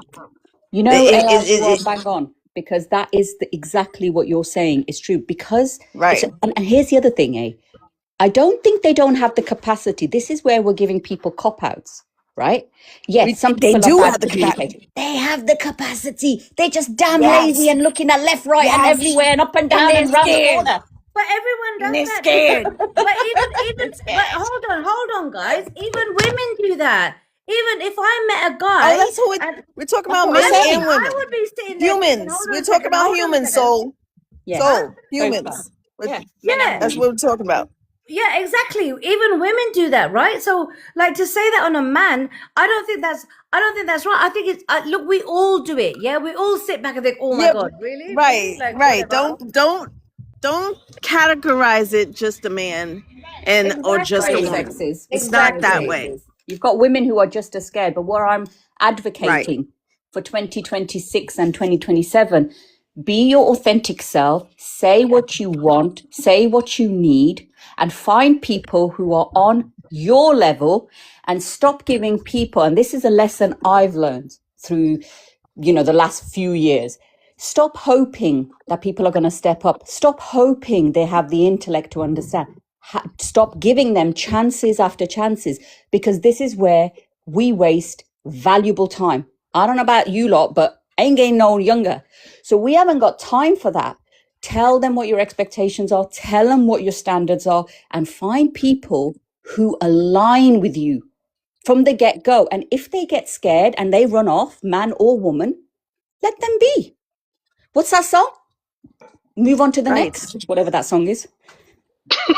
Done with your ex. Move on to the next. Yeah, Stop playing drama. 100, 100%. That's facts. But like I said, look, at the beginning, I always said, right, if you're gonna meet someone that's aligned with you from day one, right? So your major boxes get ticked, right? There's majors and there's minors. Let's be real, yeah. There's major boxes that you want to be ticked. Go and date on the first time, if you can, with people that tick your major boxes, because your minor boxes can be you can compromise on stuff. Okay, compromise is all about, relationships are all about compromising. Yeah, you're never gonna get 100%, guys. Let me tell you, you're never, right? So as long as your major boxes are ticked, that's a good sign. Progress. Yeah, don't progress, don't leave it. Progress, move on. Yeah, but you know what your minor boxes are, and then you need to work out, can we compromise on this issue? Is he that flexible with you? You know, you as two people need to judge that scenario, right? So you need, the thing is, that's what I'm saying, you need to take it step by step. But the whole thing about expectation is like, look, I'm really like, I'm just, because I've gone through it so much, that when I put an expectation on a guy and he doesn't deliver, it really knocks me. So now try to do is say, you know what, I'm not going to expect it on you. I just want to see it from you naturally. And if I see it naturally, I know I'm coming for you. I know I'm going to be there. I know I will do that. Yeah. That was my whole point. It's like, I'm not saying you know, that we should go in and I wouldn't do this personally. I wouldn't go into a guy and say, I need this from you as an expectation, because you know what the guy will do, he'll run a freaking mile, right? So what you need to do is you need to navigate it gently. You need to assess mentally as women for yourself, that has this person got capacity to meet my expectation? And if he doesn't, you know straight away to walk. But if you feel there is scope, right? Because it's all about, we're all human beings. Everyone learns to compromise, especially when you love someone, right? When you feel something for someone, you can change your own little values, your little, you know, your little systems that you've got clogged into your head, because that's how we are as human beings. We I have a have question. capacity. We have, as a person, we have a capacity to change and mold, especially to someone you love. So I would always say, don't say this is just my opinion, guys, right? I could be wrong. You guys do you, right? I'm just saying my thing, yeah? Don't come at me, guys. I'm just saying that I would never go into a relationship and say, I need Oh this, my this, God, I and this love from to you. hear. These are my expectations. No. That's not you. The guys are just gonna run. You need to do it gently. You need to look at it and see, has he got scope to work with you? Has he got a dimension of flexibility? You know? And then you will understand that, okay, maybe I can flex. Maybe he can flex, you know? That's the reality, guys, because we're human all right, beings, right? all right, y'all. Hey, I gotta go to work. Oh, so Usually, sorry. yeah, it's okay. It's just I love the conversation. Um, it's just that I have to end the stream. I've been on here for a while, and I got to go into work. You know how it is around this time of the live, because I've already been on Yeah. for it's been 3 hours, 3+ hours. So I got to go to work. Hey, But I your lives appreciate. are so fifth. Your lives are so good. It warrants 3 hours. No, I understand. Hey, do you Just know? saying. No, I agree. Just And saying. hey, so when you get a chance, Fifth at Night, my Monday YouTube show. Yeah. It premiered Monday. It was successful. Okay. The playback is on my YouTube channel. Okay, so I'll definitely check it check out, my that out. love. All right. I will, Um, my love. I will, 100%. But thank you for bringing me up. You know, big love to you always, Fifth. Really always, appreciate it. always. Really appreciate you. You know, I'll be back on Thursday if you're Thursday afternoon if you're available. Okay. Absolutely. No All right. worries. All Take right, care, yeah. everyone. You Thank you, too. guys. Take care. Take care. I Have a usually Take good do trip. final. care. Have a good trip. Love. Big love, all of you. Big love. Take All care. right. Take care. Thank you, Dr. Bye. Love. You Thank too. you, Soul Survivor. Thank you, Wisdom. I usually 100%. Thank I you. I usually do final thoughts, but I don't have time for that. I'm gonna have to cut it. So hey, thank you, We everyone. talk too much. The women from the UK talk too much, Fifth. It's fine. Just come on here sooner. That way y'all can have the time. You know what I mean? Yeah, So 100, my love, yeah. 100. Take All care, right, babe. See everyone. you Y'all later. take care. I'll see y'all Thursday. Night night. Okay, bye. Bye, bye, All bye. right.